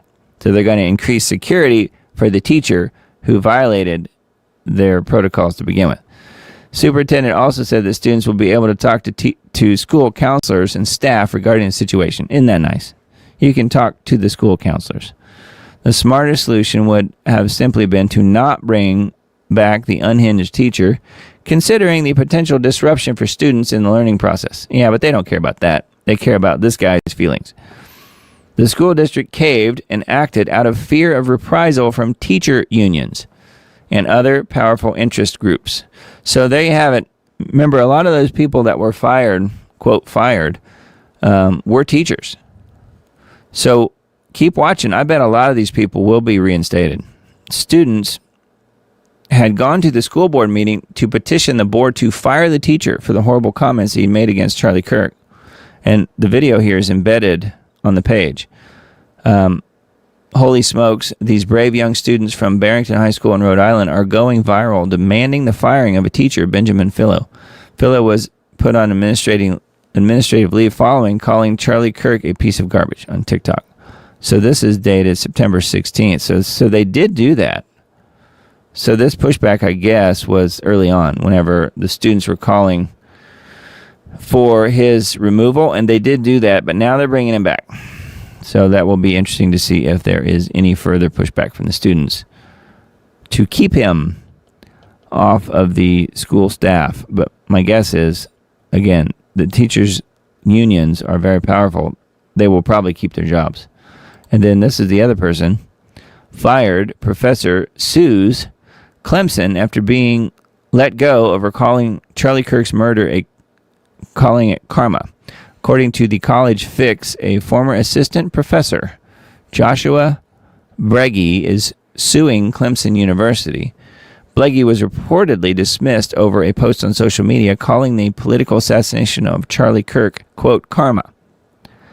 The ACLU of South Carolina recently filed the initial complaint and motion for preliminary injunction seeking Breggy's reinstatement, monetary damages, and a correction of personnel records. Interestingly, the ACLU never seems to be around to defend right-wing or conservative-leaning professors. No, that's because, first of all, there's not very many of them, but the ones that are there will never get the support of the ACLU. All we are asking for in this case is to uphold the long-standing First Amendment right of public employees to speak in their personal capacity on important public topics. So that's how they're going. They're going after it. They're trying to hide behind the First Amendment, which, there obviously is a place for that. And we don't have to like it. And Charlie didn't like it either. But the point is, a place of employment can make those decisions, right?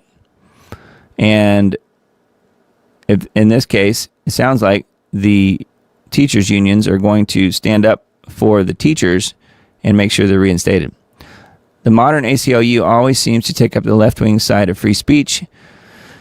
They said that multiple state lawmakers threatened to defund Clemson unless it fired the professor for sharing another person's Facebook post on his private account. Maybe he shouldn't be sharing pro-murder posts. The case was based on the post shared by a professor shortly after the brutal public murder of Charlie. The evil and heartless post stated, "I'll never endorse violence in any form, but it seems to me that karma can be quick and ironic sometimes." That was the guy's post in response to the other thing that he shared. Anyway, so yeah, we'll see. I'm interested to see if this guy is reinstated and then also paid monetary damages or back pay. And I was going to say that as well about this first guy that we mentioned. It would be interesting to see if not only do they bring him back, will they give him back pay too? I wouldn't doubt it. Anyway, it's a sick world, isn't it?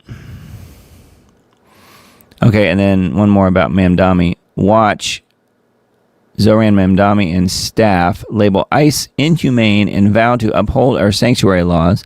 Signals willingness to cooperate with ICE only in extreme violent felony cases. Just one day after the White House meeting. So there's the White House meeting picture again, and yep, he's going back on his word, just like we said earlier. This has more to do with ICE, though. Stands against President Trump's efforts to remove illegal aliens, all of whom are criminals, from the country unless they are arrested, quote, in quote, extreme violent felony cases first. So that's what it's going to take. It will take extreme violent felony cases for people to be removed. So people will have to die first, I guess. Anyway, there is more here on this article as well. That's a Gateway Pundit article. And then Tina Peters' article as well.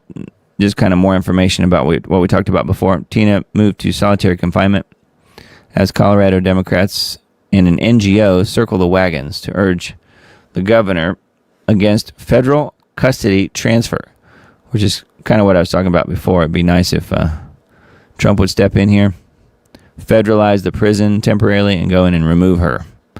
Get her out of there because she is a political prisoner for sure. Case closed. Anyway, that is a Gateway Pundit article.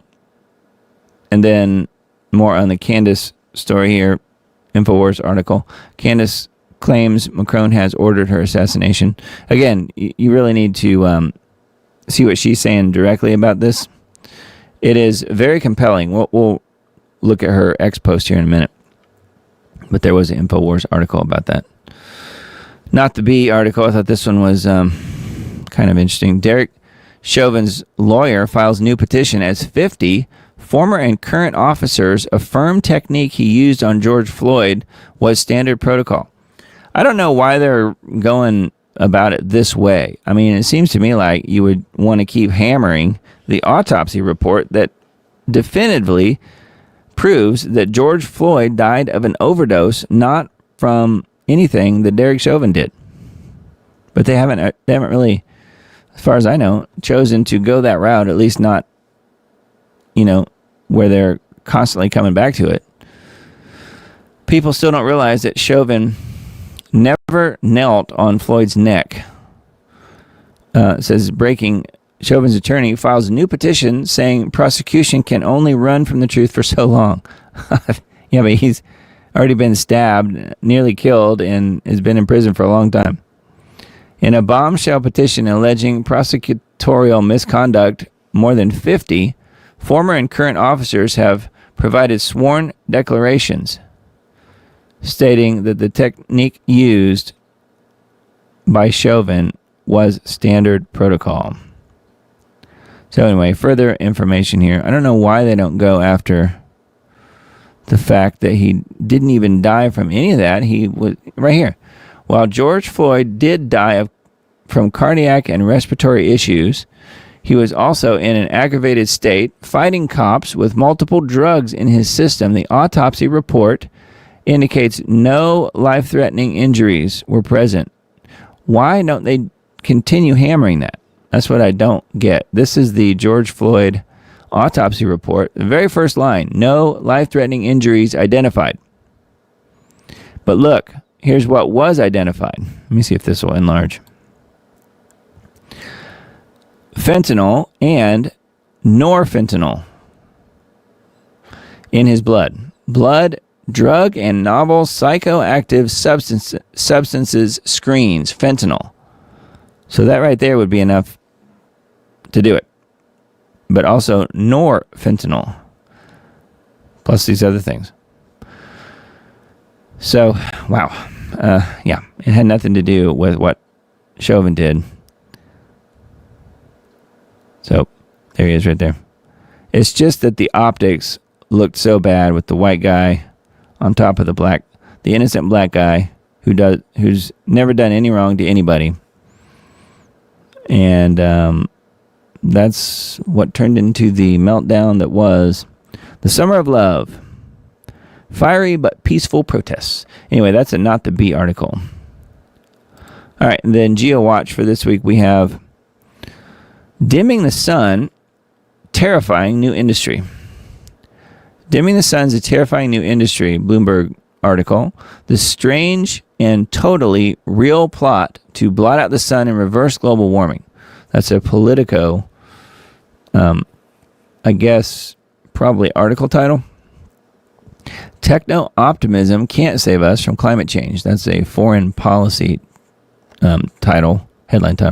The preceding headline is exactly correct. Climate engineering operations were never meant to actually mitigate the damage to our formerly thriving planet. Geoengineering operations are weather and chemical and biological warfare, utilized as a covert weapon and to mask industrialized, militarized biosphere impacts while simultaneously worsening those impacts. Latest installment of GAN is right here. Global Alert News, the weekly broadcast. I think this is episode 537. He's never missed a week. How about that? And neither have I. I've worked on all those. So anyway, that is geoengineeringwatch.org.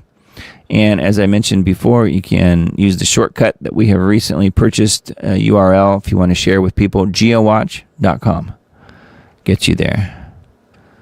Here, let me type it in chat, if you don't know what I mean. Let's see here. You guys are really chatting up a storm here tonight. So it is www.geowatch.com. Let's see. There it is. So that is the new shortened URL that's available. And yeah, feel free to use that. Dane paid a hefty sum to get that URL because it's a short and sweet one, and they charge a lot for those URLs, unfortunately. So anyway, there is that. And then, I see some questions coming in on chat. We will get to that here in a sec.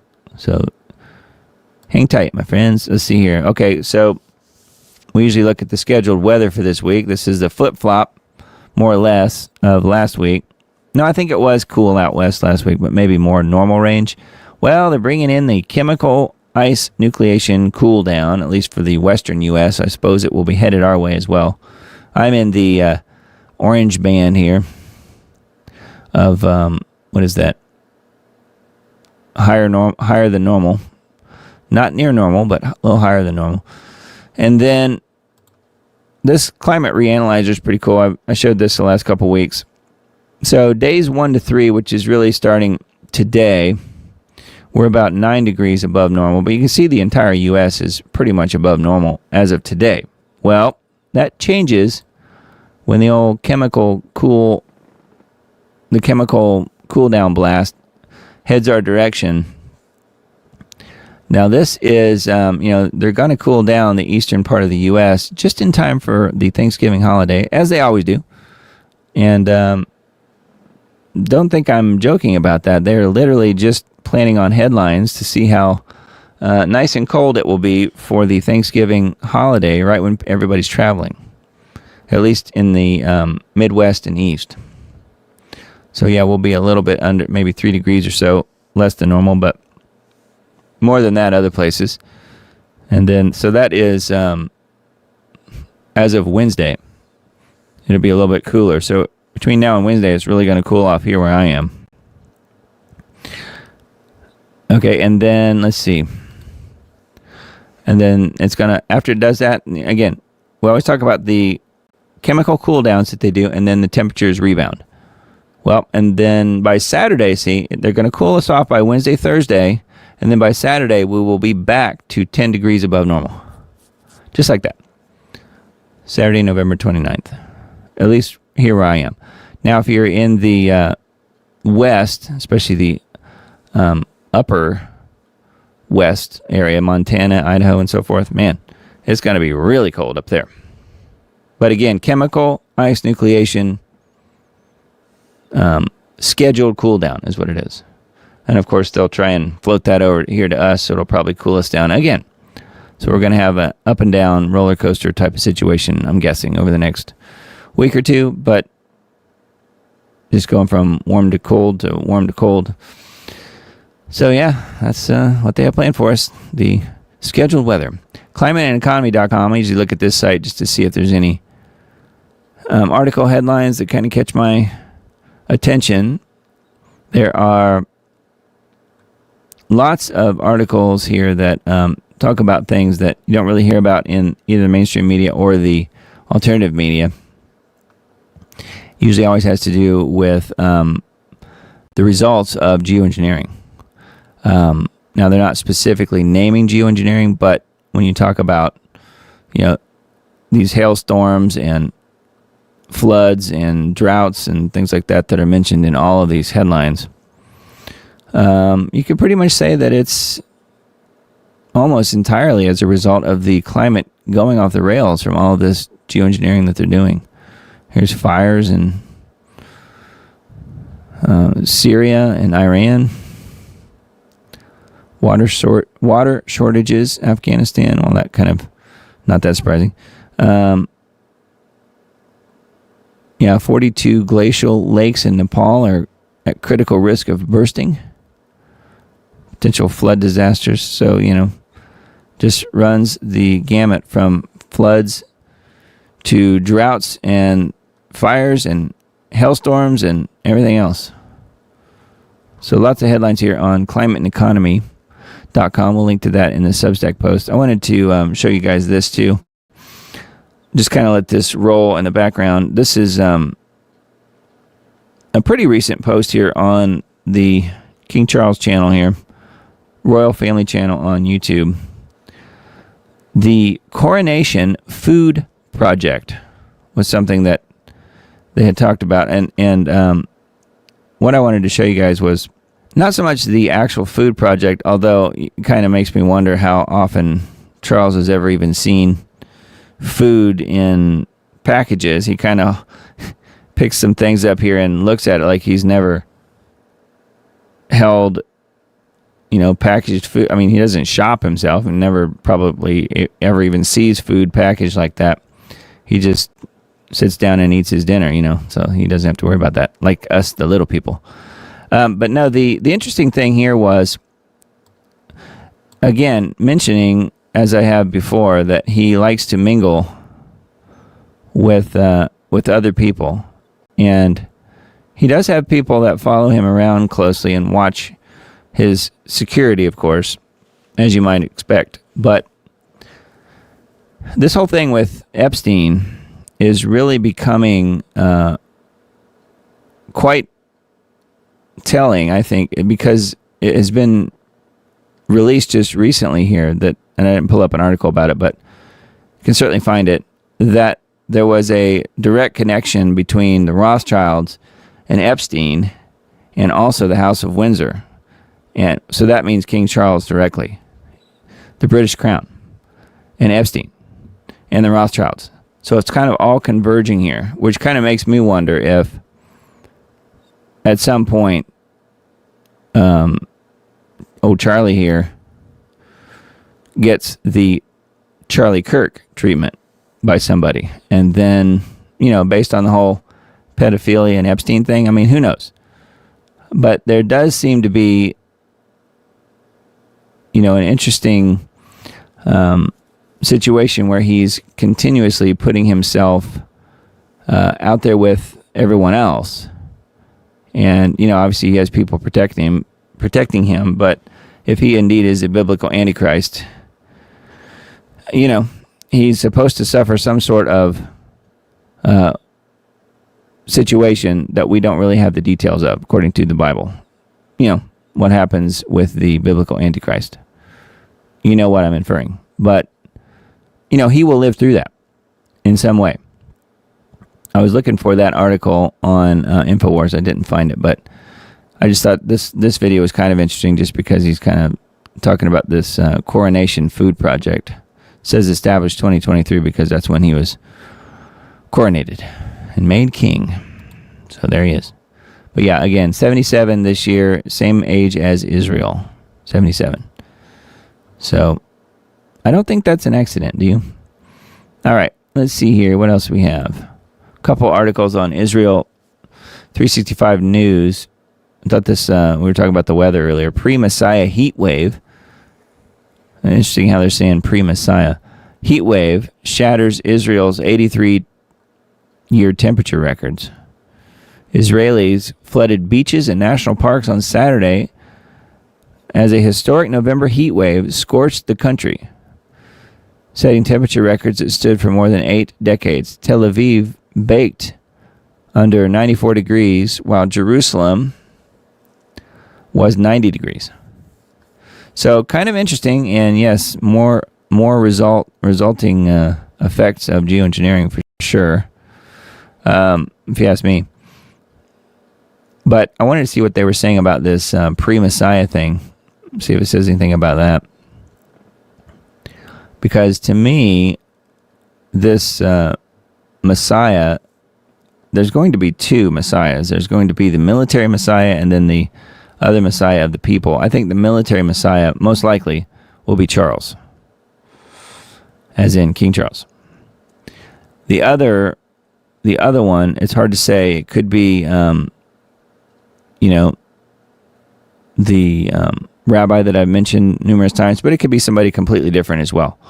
But it's interesting that they're saying that this heat wave has to do with the pre-Messiah aspect of things. That's what I was looking for. Well, anyway, I'll link to this article in the Substack post that I put out. I don't really see anything else on here about the Messiah. Here, let's just do a quick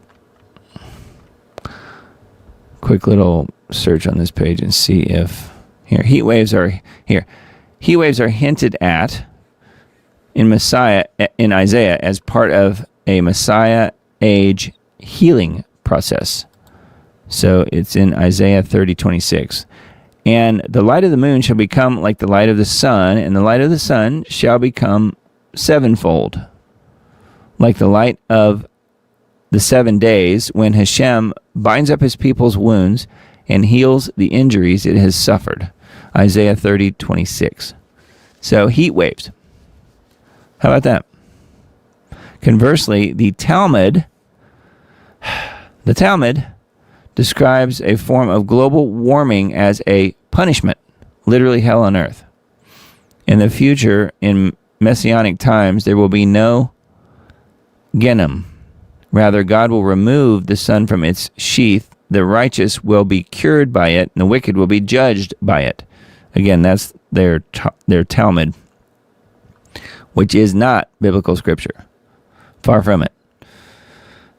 Anyway, it says biblical sources may provide a better understanding of its roots and resolution. No kidding.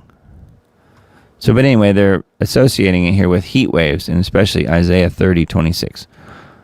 Pretty crazy, pretty wild. Anyway, and then there's one other article here on same site. Christian school mass kidnapping in Nigeria. We were just talking about Niger earlier. More than 300 children taken in early morning raid. Could you imagine? Parents gathered outside St. Mary's Catholic School in Papiri on Friday as authorities confirmed that more than 300 Christian school children and 12 teachers had been abducted in one of the largest mass kidnappings in Nigeria this year. Officials who visited the site reportedly overturned desks, damaged classrooms, and blood on the floor from a security staffer who was shot during the attack. Niger state officials said the school received intelligence warnings about heightened threats in the area. Despite this, St. Mary's resumed classes before the attack. Armed men arrived before dawn, opened fire, and seized 303 students. Wow. Dearborn, Michigan. Once a beacon of Henry Ford's American tenacity, Dearborn has now morphed into an epicenter of the Muslim Brotherhood's insidious campaign, now boasting a Sharia law-compliant Arab majority population, has seen its police force transform from a mere 3% Arab representation to a staggering 45%. Streets once named for Revolutionary War heroes are being commandeered, replaced with Arabic monikers. A short section of Warren Avenue received an honorary co-naming for Osama Siblani. Siblani, who was pro-Hamas and pro-Hezbollah, honored due to 40-plus years as the publisher of the Arab American News in Dearborn. In response to criticism of the Siblani street signs, Muslim Mayor Hamoud told a dissenting Christian resident he was not welcome in the city. Hezbollah, bombed the embassy in Beirut, and including many Americans. So I just feel it's quite inappropriate. You are an Islamophobe, and although you live here, I want you to know as mayor, you are not welcome here. And the day you move out of the city will be the day that I launch a parade celebrating the fact that you moved out of the city. Former J6 prisoner Jake Lang's full-blown ambush of Dearborn and its city council recently, for better or worse, heralded the raw, unfiltered mind of real America, something that all of the liberal rhetoric has continued to ignore to its own detriment. You come here and you marry 4 or 5 women and you outbreed us. You change the laws. You make all of our country look like the places that you fled from. We don't want you here. Respectfully, get the out of my country. This whole mess was recently underscored by a foiled terrorist plot this past Halloween. 20-year-old Muhammad Ali and 20-year-old Majed Mahmoud are both charged with receiving and transferring firearms that would be used to commit terrorism. The U.S. attorney alleges Ali, Mahmoud, and at least 3 other co-conspirators were involved in a conspiracy to provide material support to ISIS, with the alleged attack planned for Halloween weekend. And the foiled attack was preceded by chilling Death to America chants at an April 2024 Al-Quds Day rally. Meanwhile, in Texas, Texas Governor Greg Abbott issued a proclamation designating the Muslim Brotherhood as foreign terrorist organizations. I did tell the public, as well as local law enforcement, that there actually are Sharia courts that are operating in Dallas, and they are trying to impose Sharia law. And I pointed out to local prosecutors, both in Dallas County as well as in Collin County, as well as to the Attorney General, as well as to the Texas Department of Public Safety, that what they are doing with these Sharia courts that we have identified in the letter that I issued today, they are in violation of Texas law, including violation of Texas penal codes. And so what they're doing in part could be considered a crime, but also clearly a violation of the Texas Constitution. This action by Abbott, invoking Texas Penal Code and Property Code provisions, prohibits the groups and their affiliates from purchasing or acquiring land in the state, and empowers Attorney General Ken Paxton to pursue civil lawsuits to dismantle their operations, marking the first such state-level designation, despite neither group appearing on the U.S. State Department's federal terrorist list. Even those that know have been screaming from the rooftops for years. After the recent ban of Muslim Brotherhood in Jordan, I have a message to Western countries that still hosts the Brotherhood leaders and members. It's a message from those who know. The Muslim Brotherhood is not just a political movement. It is the ideological mother of some of the deadliest terrorist groups in the modern world. Since its founding, the Brotherhood has been crystal clear about its mission. Not reform, but domination. Not coexistence, but conquest. Throughout its history, violence has followed. You are in a crisis. You went to the Muslim countries and you imported the garbage that the Muslim countries wanted to put in prison or isolate away from society. You went and you imported them. Why? For cheap labor. But these Islamist extremists, they don't want to work. They want free welfare. They want to marry French women, blonde hair, blue eyes. They don't have time to work. And I have countless Saudi leaders in their government saying the same thing for 10 years. They're like, listen, we don't want jihad. We want to invest. We want a space age. We got all this money and power. We don't need to have a war.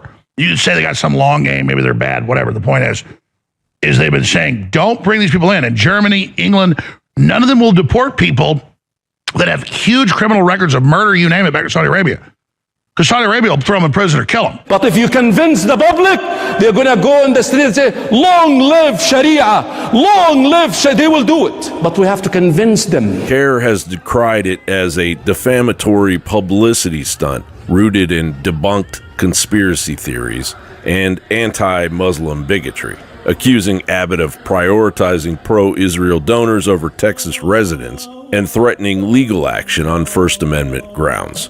Abbott welcomed the legal action as a perfect opportunity for his Attorney General to delve into the financial ties binding CARE and the Muslim Brotherhood to overseas terrorist networks. We're putting an application now where we're selecting the names of the streets in the United States of America. We're putting the subdivision laws. Like, hey, this is the law. One of the laws being your yearly contributions, 75% of it goes to support the masjid that's going to be there. We're making these laws. We're putting those laws. It's unbelievable what Allah can do for you. It is increasingly embarrassing that we have allowed it to go this far. It's time we took the sacrifice of those on 9/11 seriously. Man up and woman up. Delete the weakness in your life and get to work saving your country and your own ass. John Bound reporting for InfoWars. Yeah, how about that report? I thought that one was much needed to see that. And the thing I would say about the whole Sharia law in Islam is that, you know, there's been some reports. I know Tim Cohen's talked about this with regard to the soon-to-be Antichrist, meaning King Charles, that he is a Muslim. And, you know, the more I think about it, the more it makes total sense that the one world religion, and you look at how fast Islam is popping up everywhere and being pushed in every Western country, perhaps that is the one world religion. Because, as you well know, and fitting in with Scripture, if you don't convert, you get killed. And that is one of the stipulations, as far as I know, of the one world religion in the end times. So perhaps it is simply Islam. It's not Chrislam, like some people would say, because you're never going to get a merging of Christianity and Islam. First of all, the Muslims would never put up with it. Unfortunately, there would be some Christians that probably would. But you know what I mean. Islam is not going to water down their message of taking over. Again, there are two kinds of countries. There are Islamic countries, and there are countries that are about to become Islamic countries. Okay? Absolute truth. I've learned about Islam from one of the best people out there, who was a very frequent guest for a long time on Lost Arts Radio when I was producing Lost Arts Radio with Richard, a guy named Dr. Bill Warner, who was an expert in Islam. He wasn't a Muslim himself, but he knew all about it and was able to break it down and explain it to people. And that's where I learned about it. And, you know, just based on what I know and what I'm seeing as far as it being pushed everywhere, it makes a lot of sense to me that it could be Islam as the one world religion. At one point I was thinking, okay, it might be, you know, some sort of version of the love of the earth, you know, the green deal, that kind of thing. But I don't think so. I think Islam has the power and certainly has the off with your head mentality, going back to the head choppers. So I would love to be wrong, but unfortunately that does seem to be where it's going. I would like to hear what you guys think about that as well. But Islam may very well be the one world religion, which is a pretty scary thought. All right, and then let's look at, let's see, I think we finished this one, didn't we? I felt my voice kind of giving out on me, so I had to take a break and watch the video. Well, here, I'll back up just a little. Niger state officials said the school received intelligence warnings about the heightened threats in the area. Despite this, St. Mary's resumed classes before the attack. Armed men arrived before dawn, opened fire, and seized 303 students in addition to 12 teachers. Another 88 students were captured after attempting to flee, according to the Christian Association of Nigeria.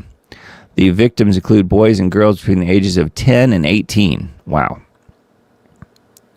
So they took all these kids at gunpoint. I'm looking to see if said that the security person was shot or whatever. I don't know if anyone else was. Authorities in northern Nigeria continue to face widespread criticism over the failure to prosecute known attackers. Yeah, that's because the people that run the government are with the side of the extremists. But they're just following their scriptures. That's the thing. They're Muslims, but they're following the scriptures. You have the dichotomy of the peaceful part of Islam, right? And yet the violent part of Islam, they're both true. You have the, Muhammad in Mecca part is peaceful when you look at the Quran. But Muhammad, when he went to Medina, that is when the violence started. So it's sort of, again, this dichotomy of it's both peaceful but violent. And where it works out in the Quran is the most recent information is the part that they go by, and that is the violent part, the Medina part, when Muhammad was in Medina. And that's why the imams follow the most violent part of the Quran and the other scriptures as well. It's not just the Quran. You have the Sirah and you have the Hadith. And they all teach based on what Muhammad put out there. So, yeah, it's an interesting religion for sure, but it is very violent, and it makes a lot of sense to me that it could be the one world religion. So it's something that I personally am going to be keeping an eye on, and I'm sure many of you guys will as well. So this was an article on Israel 365 News, and let's see here. One more that I came across from the same site. It was actually embedded on this homepage of this site. Another Musk video here, but this one's called "Elon Musk May Play a Key Role in Bringing the Messianic Era." Again, this is talking about not Jesus, but talking about the possibility of the Jewish Messiah coming back. Again, you have the Messiah of the people, but also the military Messiah, who I think will be at least King Charles on the military side of things. It says, watch the new JTV documentary on the Moshiach, the Jewish view of the Messianic era. And it's talking about how Elon Musk may play a key role in bringing the Messianic era. Wow. Yep, I'm not too surprised about that. So the Messianic era is definitely here, I think. All right, and then let's see here. Let's look at this couple of tweets here I wanted to mention on my X account and simply retweeted them. Candace mentions here in this tweet, and I think there's others, but this was the one I retweeted. So I'll just go ahead and read this bit. And if you guys want to follow up, you're certainly welcome to. But she's pretty active, I guess, on X. So she says, this is posted November 22nd, so yesterday. Urgent. 2 days ago, I was contacted by a high-ranking employee of the French government. After determining this person's position and proximity to the French couple, meaning the Macrons, I have deemed the information they gave me to be credible enough to share publicly in the event that something happens. In short, this person claims that the Macrons have executed upon and paid for my assassination. Yes, you read that correctly. More specifically, that the green light was given to a small team in National Gendarmerie Intervention Group. I am told there is one Israeli that is on this assassination squad, and the plans were formalized. Again, this person provided concrete proof that they are well placed within the French government apparatus. Further to this point, this person claims that Charlie Kirk's assassin trained with the French Legion 13th Brigade with multi-state involvement. So again, this person claims that Charlie's assassin, who would be one of these people, I guess, trained with the French Legion 13th Brigade with multi-state involvement. Journalist Xavier Poussard's life is also at risk. Now, that guy is one of the first guys that was reporting on the whole idea that the First Lady of France, Macron, is indeed a man. So he was one of the first people, Xavier Poussard. I think he had a book or something, maybe, talking about it. And Candace interviewed him. So apparently his life is at risk as well. This is deadly serious. The head of state of France apparently wants us both dead and has authorized professional units to carry this out. I ask that every person retweet and share this. I do not know who in the American government can be trusted since this source claims our leaders are aware. But I have more specific information which is definitively verifiable. They should take care to reach out to me. To the brave official in France who did this because they were so moved by the evil of Charlie's public execution to risk their own life, may God bless you truly. Let all be revealed. So that's some pretty interesting and scary stuff there from Candace. And I personally believe her. I think that she's telling the truth here. Hopefully nothing will happen. So be saying a prayer for Miss Candace here because she is an exceptional person and certainly a believer in Jesus Christ and could certainly use as much protection as possible. So all that to say, it's interesting that there was a line here also connecting the Charlie Kirk assassin to these French Legion 13th Brigade National Gendarmerie Intervention Group, whatever that is. And she said from the beginning she felt like this whole thing with Charlie was a military operation. Then you go to, everybody was blaming Israel right at first, and possibly they're involved. I don't know. But it sounds like it leads back to, at least, if nothing else, France, for whatever reason. Why would they want Charlie dead? I don't know. Maybe as a public example to get her to shut up. And this Poussard person as well, journalist. So I don't know. I wanted to mention that. And again, feel free to follow along what she is posting on her X account. And it's Real Candace O on X. All right. And then I mentioned the Substack multiple times tonight. So this is what the page looks like when you go there, diamonddisc.substack.com. Just drop your email address in, hit subscribe. Or if you really don't want to, but want the information for free, that's fine. I'll give it to you anyway. You simply, instead of putting your email address in here, you click no thanks. You'll come to this page, and you'll just want to look for the posting that says the word links in it. This is last week's show, upper left corner. KC3 in Israel. This is the year, the 77th year was the name of last week's show. There's the links from last week's show. Here is the audio podcast as well. And then the links to the other final versions of the show are also available on this links page. So like the Rumble version of the show, the BitChute version, the Brighteon version, the Facebook version, so forth. So, and those are here. They go way back. And then also, I haven't mentioned it for a long time, but there are links over here to my other social media platforms. If you guys want to follow, happen to be on these other platforms, Spotify, Apple Podcasts, you will find the Diamond Report on both of those as well. Spotify, Apple Podcasts, Twitter/X, which I mentioned already. That is the Diamond Report on Twitter or X. And then, of course, YouTube. I don't have the other YouTube channel on here, but you guys can find that. Take It to Lord in Prayer on YouTube, as well as Diamond Disc on YouTube. And then my Facebook links and, I don't know, Rumble, BitChute, Brighteon, so forth, and so on.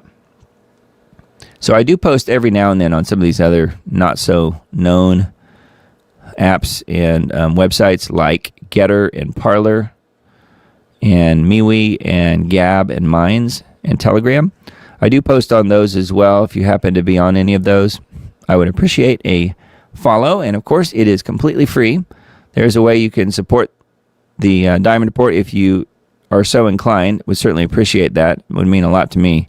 Got a few people who are helping me pay the bills around here, and thank you guys for doing that. I know it's not easy, and we we are not living in a really great economy, despite what Trump says.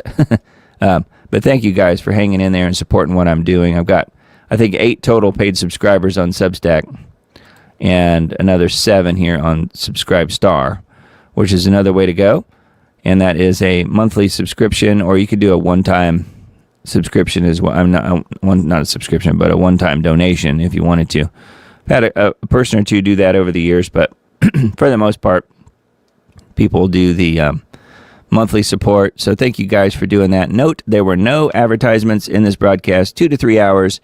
My voice is about to give out on me. So, but yeah, I pretty much give it all, every bit of energy that I can, and put out the best show that I can. I'm doing this all myself. I'm a one-man band, as they say. But let's take a look at your questions before it gets too much later. It's 11:30 here, Central Time. So let's take a look and see what we have. And I mentioned earlier at the start of the show to put questions in chat. If you had a question for me specifically, to use the question mark, because it does pop up here on my screen, and it may not show up for you guys, but it does for me. If somebody puts a question in there, it kind of flags it a little bit so I can see it easier instead of having to tell people to type in all caps, which people don't remember to do that, and I don't always remember to mention that. Let's see here. Eric's asking, you guys actually believe there will be a universal basic income? Question mark. Universal basic income. Well, they're trying. That's something, even Musk has talked about how great it would be.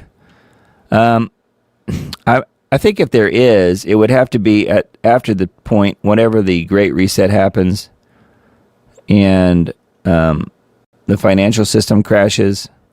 At that point, then people would be demanding something like that, I'm afraid. But of course, it will all be tied to your digital ID, your social credit score, and all of that. So you won't be able to access any universal basic income or any income you ever had before without playing ball, without having the digital ID, without making sure you're caught up on all your VAXXs and not saying anything too offensive on social media and all of that stuff. You know, the mark of the beast, basically. Do I think there will be one? I think he's asking this just in general. It's hard to say. I don't necessarily think there will be one, but I could see if there is one, how it would go, and that would be the way I described it. So I guess it kind of remains to be seen on that, but that's a good question, Eric. Everything bad and evil, KC3 is plotting, hoping the backlash will be too much for their evil plans, Matt says. Yeah, and that's exactly right. You know, and Matt is in a Commonwealth country, I think. So he should know. But yeah, KC3, King Charles III, is going to be the biblical Antichrist. It's pretty much, in my mind at least, a done deal. It's just a matter of when he rises to that point.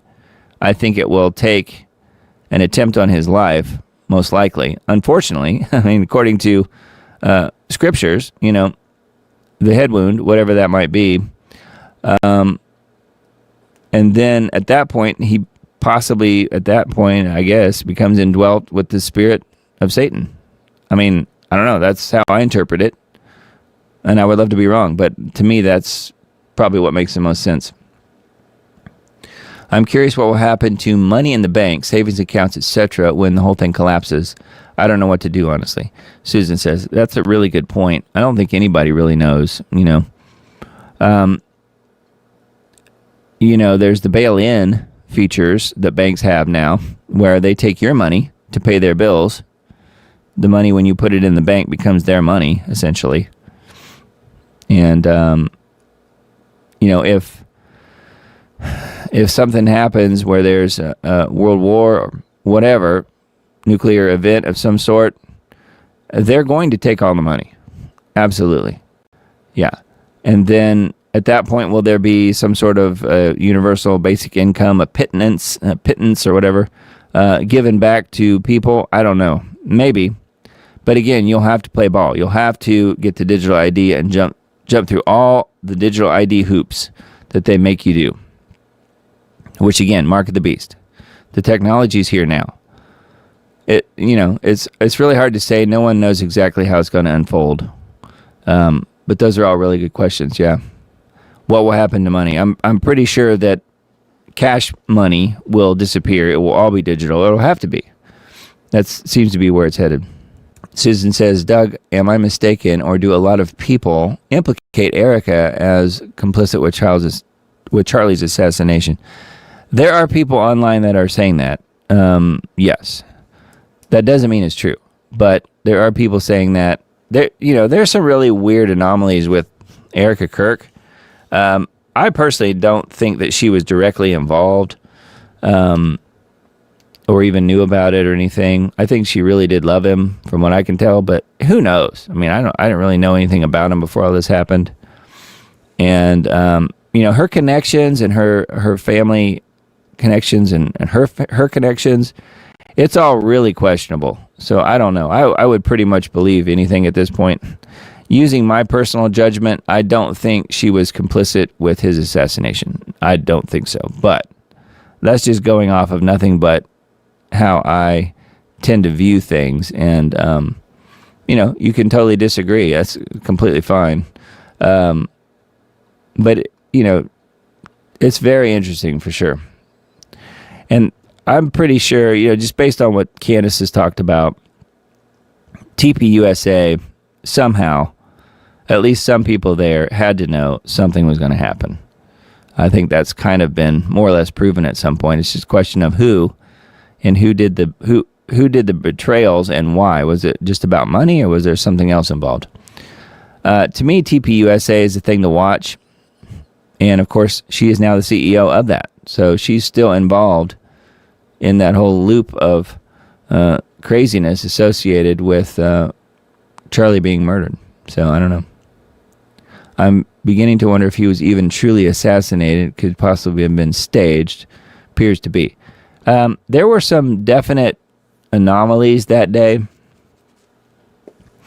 And according to what Candace says, again, going back to her reports on this, because she knew the guy and was a former employee of TPUSA and PragerU and all that stuff.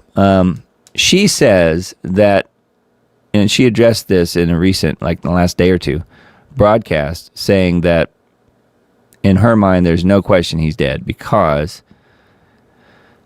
yes, when he was shot, there were some odd reactions for the people that were around him, but there was no question that he was on the ground.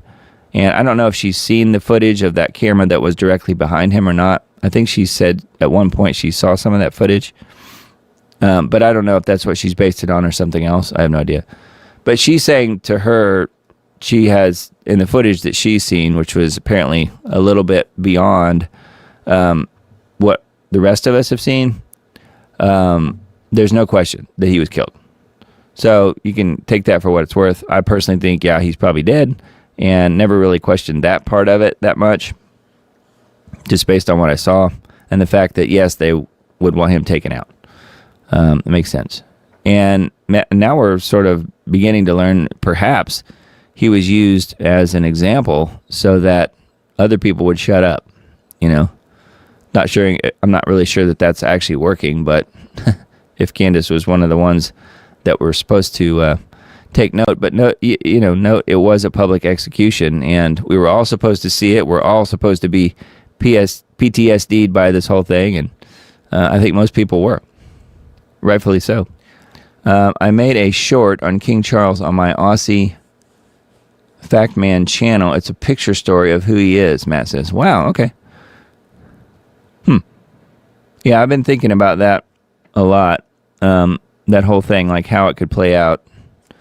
And it really kind of struck me earlier about the deal with Islam potentially being the one world religion, and how he's already kind of connected to that because it's been reported, and there are pictures of him in the Muslim outfit, you know, and that he converted supposedly, but who knows? I mean, everything is so private with them. It's hard to say with the royals. Emily says, Lord, please help those children and all of our brothers and sisters in Nigeria. I know, what a mess that was.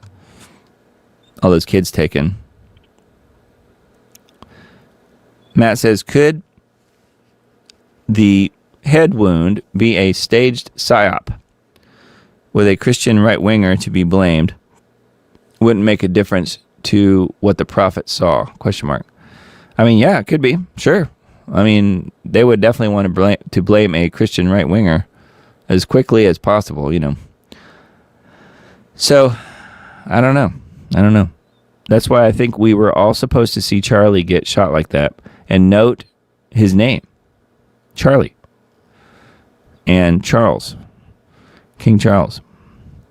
I think we were supposed to see it. The whole world was supposed to see it, and I think we're going to see it again.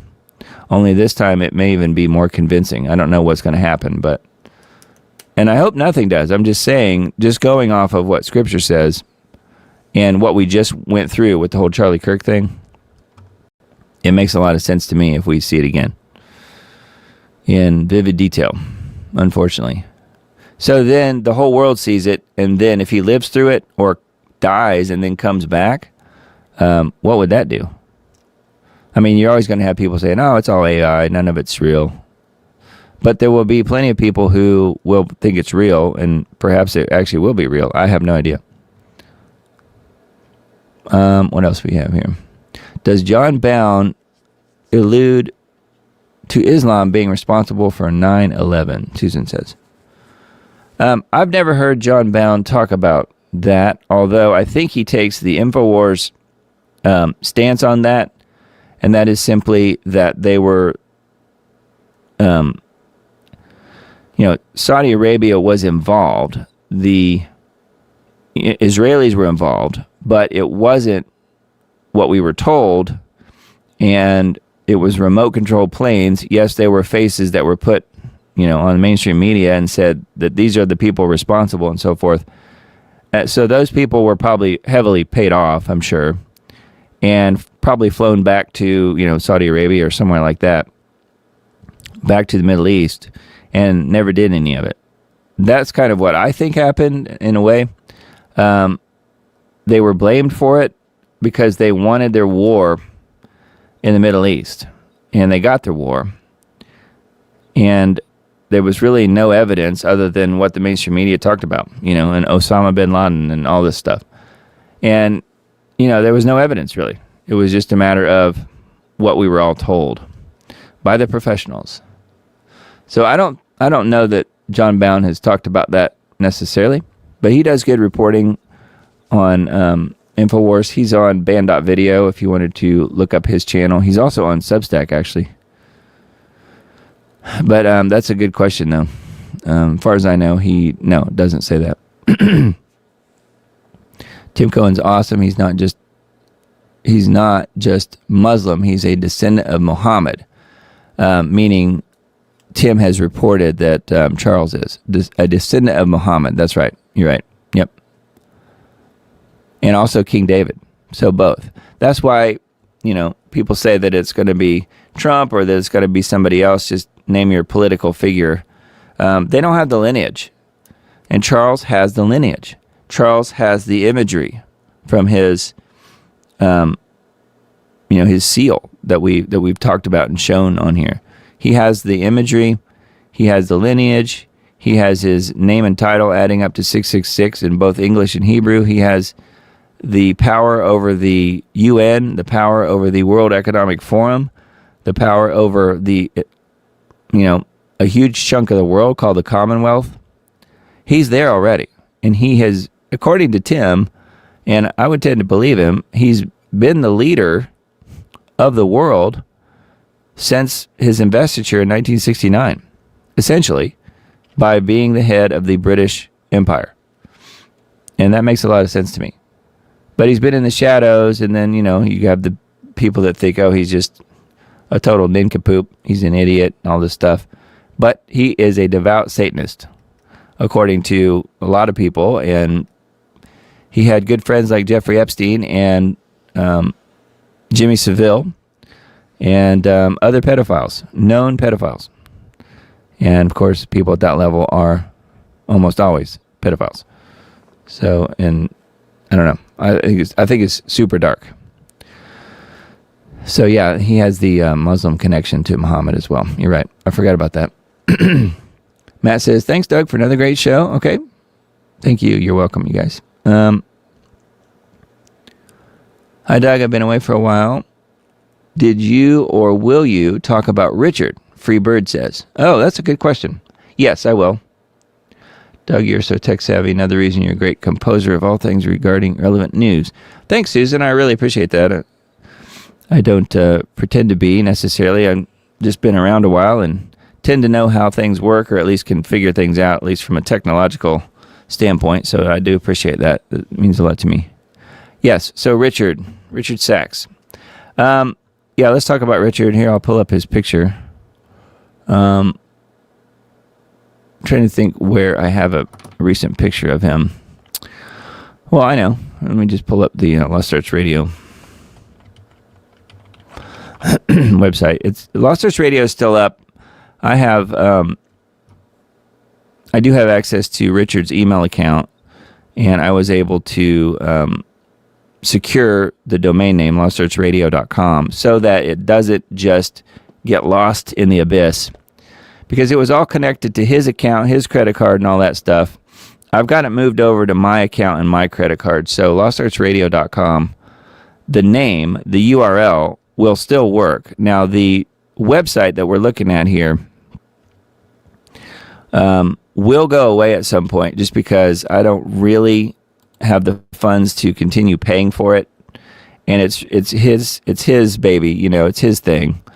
I will keep the domain name at least for a while, but Richard was my good friend, and we started Lost Arts Radio together in 2014 when I answered an ad, I guess you could call it an ad, that was put in a chemtrail Facebook group by our good friend, Russ Tanner. And many of you guys probably know who Russ is. Russ is a great guy. I've known him since 2014. He used to head up geoengineeringwatch.org. He was the webmaster. And I started working with Dane Wigington. Russ was the webmaster for geoengineeringwatch.org. And Richard Sachs was a co-host with Dane Wigington on what we called GeoWatch Radio, Geoengineering Watch Radio. And they were talking about geoengineering. And they would talk about that. I think Russ Tanner was on that show as well. At least he was later. So it was the three of them talking, and it was certainly Richard and Dane. Well, Richard got kind of tired of doing that, and he wanted to move on to other things and had some other offers to start, or just people, not money, not monetary offers, but people asking him, one person in particular, asking him to please start a podcast on health, because people knew Richard's connection to natural health and healing. And I guess, I don't really know the backstory too much, but I think Richard had written some articles for Natural News way back when. I'm not sure if you could even find those anymore. I have no idea. But he was known to some degree as a natural healing person, as far as not the ability to do it necessarily, but the information he was putting out was really good. And people were tuned into that. So he started Lost Arts Radio, came up with the idea of Lost Arts Research Institute, which is kind of the whole nonprofit organization he was trying to start and really get going. He wanted it to be a school, a physical school out in Arizona where people could go and learn and farm, plant and learn from him and all this stuff, and take things in and be in touch directly with the earth and the ground. And he really, really wanted to do that. He never got to that point. I was afraid that he might not, just based on the fact he was trying to do it all himself, and there was no money. I never got paid for anything I ever did with Richard. Matter of fact, I lost money. I was paying for Blog Talk Radio $100 a month, year in and year out. So that was kind of my contribution. I looked at it as kind of like a business venture in a way, but I only lost money on Lost Arts Radio. And Richard never really made anything either. He just barely made enough to eke out a living with a few subscribers on Planetary Healing Club.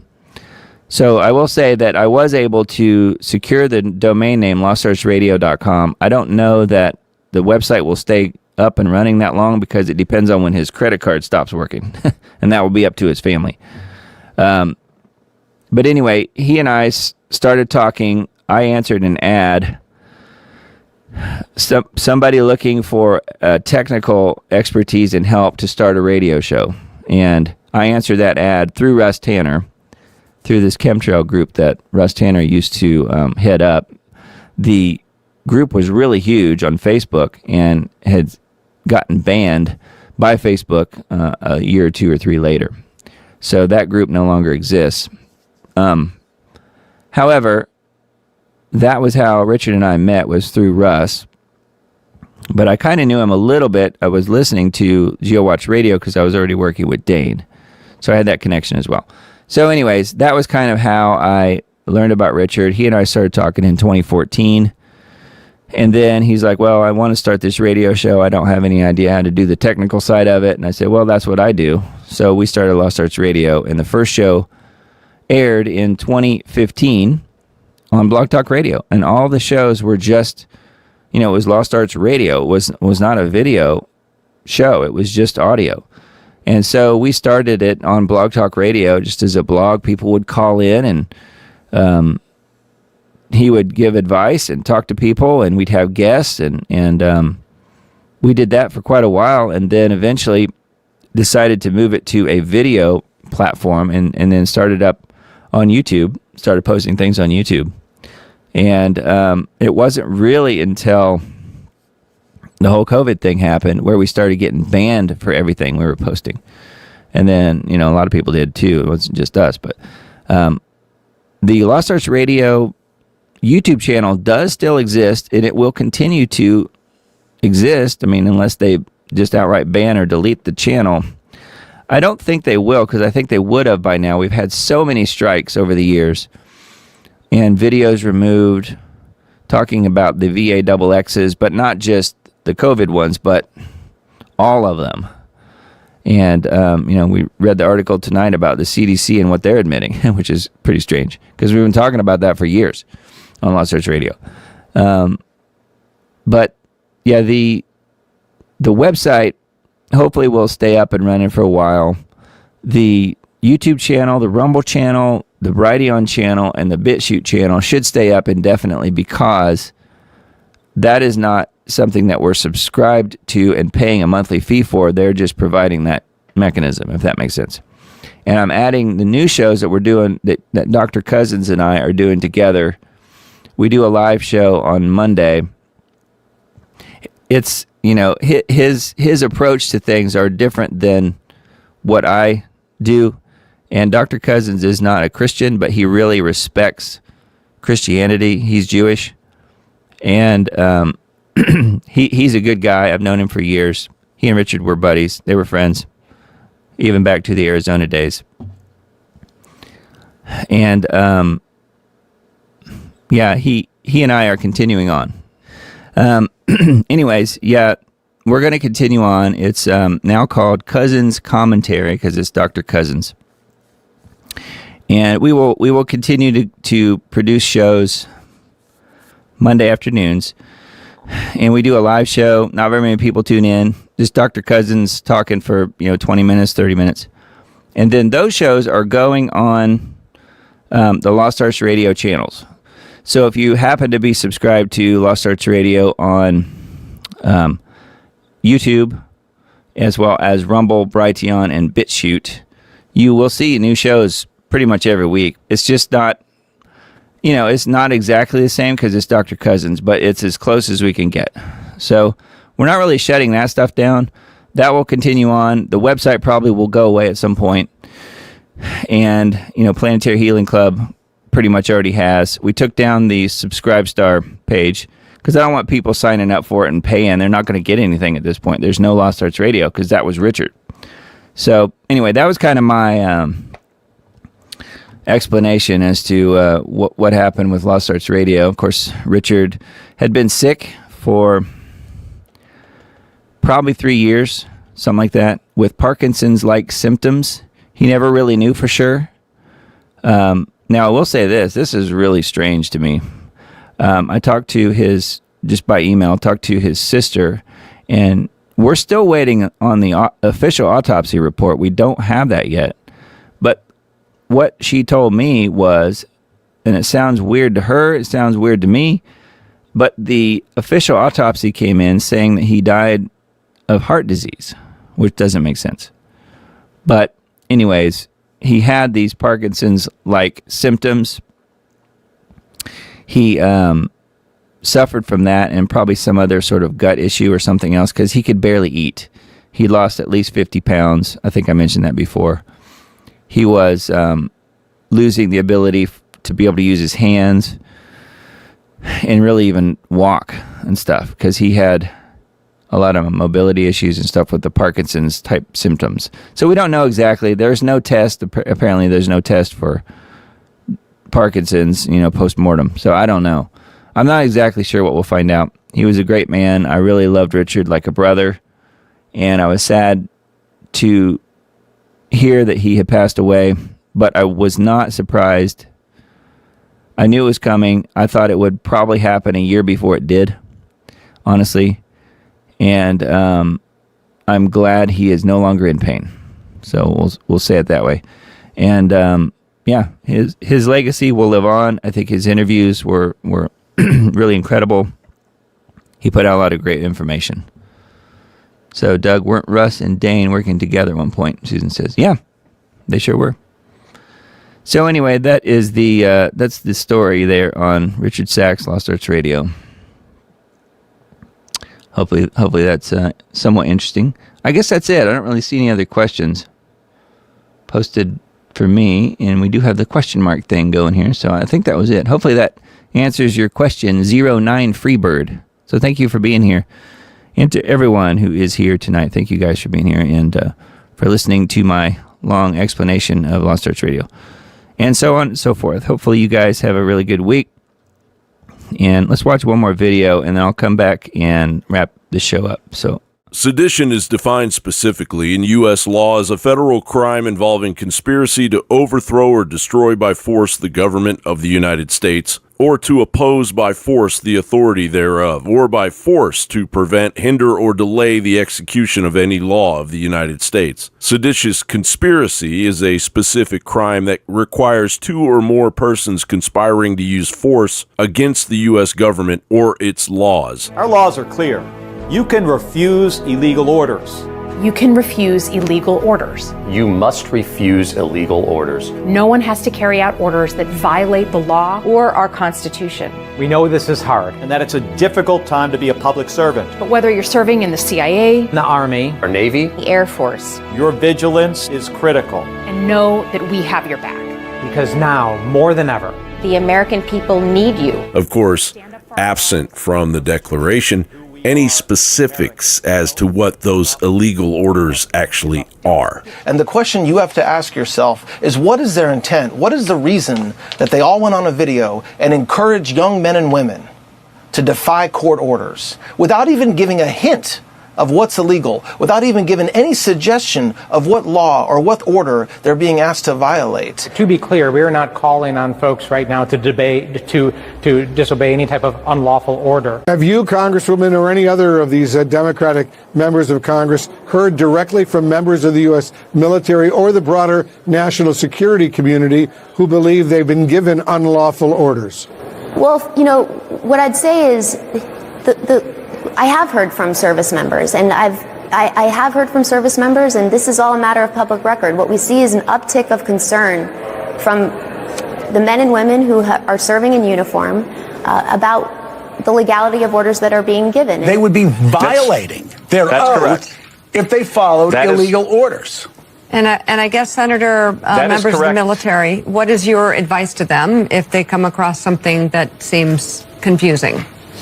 I think they need to talk to their leadership, talk to their commanding officer about it and tell your commanding officer why you think this may be illegal. There are lawyers within the military, the Judge Advocate General Corps.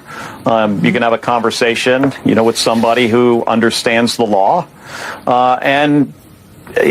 There's always the option of you review the UCMJ with your leadership and you explain to somebody why you think this may not be lawful. After widespread discontent over unpaid wages, lack of food, and clothing erupted into open revolt, yes, George Washington, as Commander-in-Chief during the Revolutionary War, authorized the execution of his own soldiers for sedition in 1781. However, no one in U.S. history has ever been executed by hanging or any other means solely for sedition or seditious conspiracy under federal law. Historical cases involving the executions of John Brown in 1859, Mary Surratt in 1865, and William Bruce Mumford in 1862 were prosecuted under different charges like treason or martial law violations. Neither the 1798 or 1918 Sedition Acts, the 1940 Smith Act, nor the current federal seditious conspiracy statute, 18 U.S. Code 2384, has ever carried the death penalty. The current maximum penalty for seditious conspiracy is 20 years in prison, and that is what needs to be pursued without fail, or there is no executive office of the United States going forward. Throughout American history, 6 presidents have presided over the federal prosecution and imprisonment of individuals for sedition or seditious conspiracy. John Adams,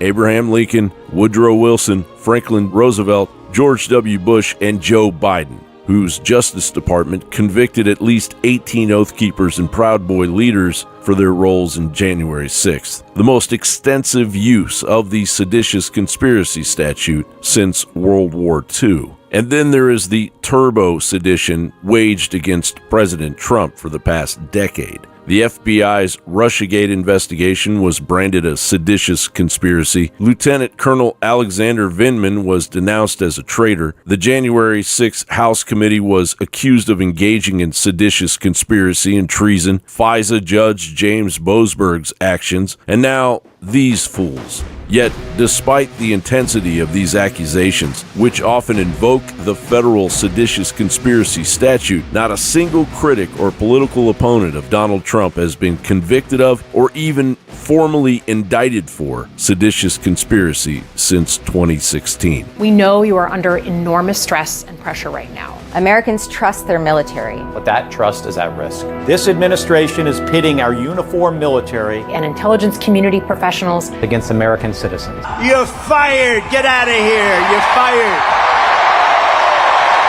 Under federal law, the penalty for sedition also includes ineligibility to hold any office within the United States for 5 years. So sedition knocks you off the chessboard, whether you get 20 years or not. Trump could merely end the careers of the deep state during his term if they are found guilty. You're fired. Get out of here. John Bound, reporting for Infinite. Yeah, that was the the talk of sedition in the video that I wanted to show earlier. It was in that clip. So anyway, thanks to John Bound on that. Another good report there. And yeah, I think that, remains to be seen. Probably nothing will come out of it, but obviously those people need to be held accountable to some degree. Now, not death, obviously, but, as he mentioned, 20 years in prison might make them change their minds.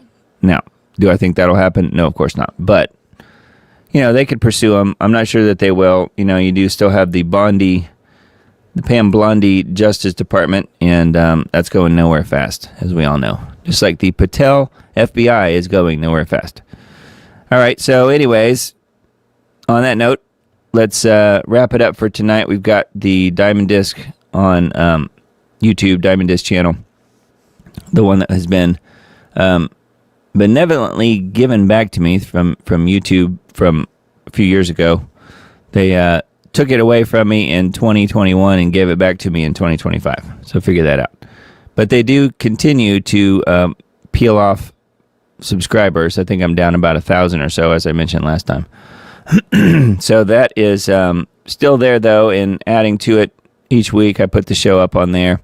So if you're not subscribed on the Diamond Report, which is just Diamond Disc, youtube.com/Diamond Disc, on the old channel, that's now actually the main channel now. So please feel free to subscribe there if you haven't already. And then the backup channel, which was the main channel for several years, the backup channel is Take It to Lord and Prairie End Times Dates. So that is available as well. And then let's see, we also have BitChute. I have to let these pages reload here. BitChute, which I'm Diamond Disc, or you could just look for the Diamond Report on BitChute. And again, you don't have to be registered to watch the videos on BitChute or Brighteon or Rumble. It's only if you want to comment. You don't have to be a member, or it's free even if you wanted to. And then here is the Rumble channel, Diamond Disc on Rumble again, DIAMONDISC. And then same thing on Brighteon. I tried to keep it the same more or less across the board. It's my company name, Diamond Disc Audio. I'm in the music business and do mastering and mixing for musicians. That's what I do day to day. And that's what Diamond Disc is all about. It's nothing nefarious or you wouldn't believe what people say. But yeah, Diamond Disc Audio. And then this is the band group, which Miss Emily's here in chat, or at least she was, unless she left. Helps me with the moderation of the band group, 111 members strong. And yeah, you could just go to band.us/@thediamondreport to find that one. If you want to join the group, totally free. And, it's a good place to be if you want to meet and talk to like-minded individuals and The chat is active in there where you can chat with each other or in a group, or you can post things about what you're looking at and have discovered. And that's what I do. I do that as well. I post links to the show in there, the final show, and then interesting articles and things that I find or videos, and post them in there. And that's it. So that's pretty much it. And wrap up the show for this week. I guess we can call it a night. It is, let's see here, 23rd. I'm looking to see when the next one's going to be on the 30th. So the Diamond Report, 9 p.m. Central Time on the 30th. We will be past Thanksgiving. So I hope you guys have a lovely Thanksgiving for those of you here in the U.S. where I am, and we'll kick off the holidays, I guess, in a good way. Have a good Thanksgiving with your family this year, and hope everything goes really, really well for you and that it's blessed. Continue to keep Jesus front and center in your life. That is the most important thing to do. But be thankful and be happy that we got another year here together and here with the country that we have. Yes, it's not perfect, but I'm glad for what we have for sure, and certainly thankful. And I know you guys are as well. So blessings to you guys. Let me know if you have any questions about anything. If anything comes up, you can leave comments on any of the video platforms, really, or in band. It's a good way to do it. Or on my Facebook page or wherever you happen to be. So certainly look forward to hearing about your Thanksgivings next week, and anything that comes up, family-wise or whatever. I'll try and share that stuff as well next week. So we intend to get together on Thanksgiving Day. I think that's the only day we're going to be together this year, not doing any traveling. So it'll be nice to just kind of stay put for a while. So that's good. Anyway, blessings to you all. Hope you have a really great week. And again, happy Thanksgiving to you all. And we'll see you again next week. Love you all. Talk to you again real soon.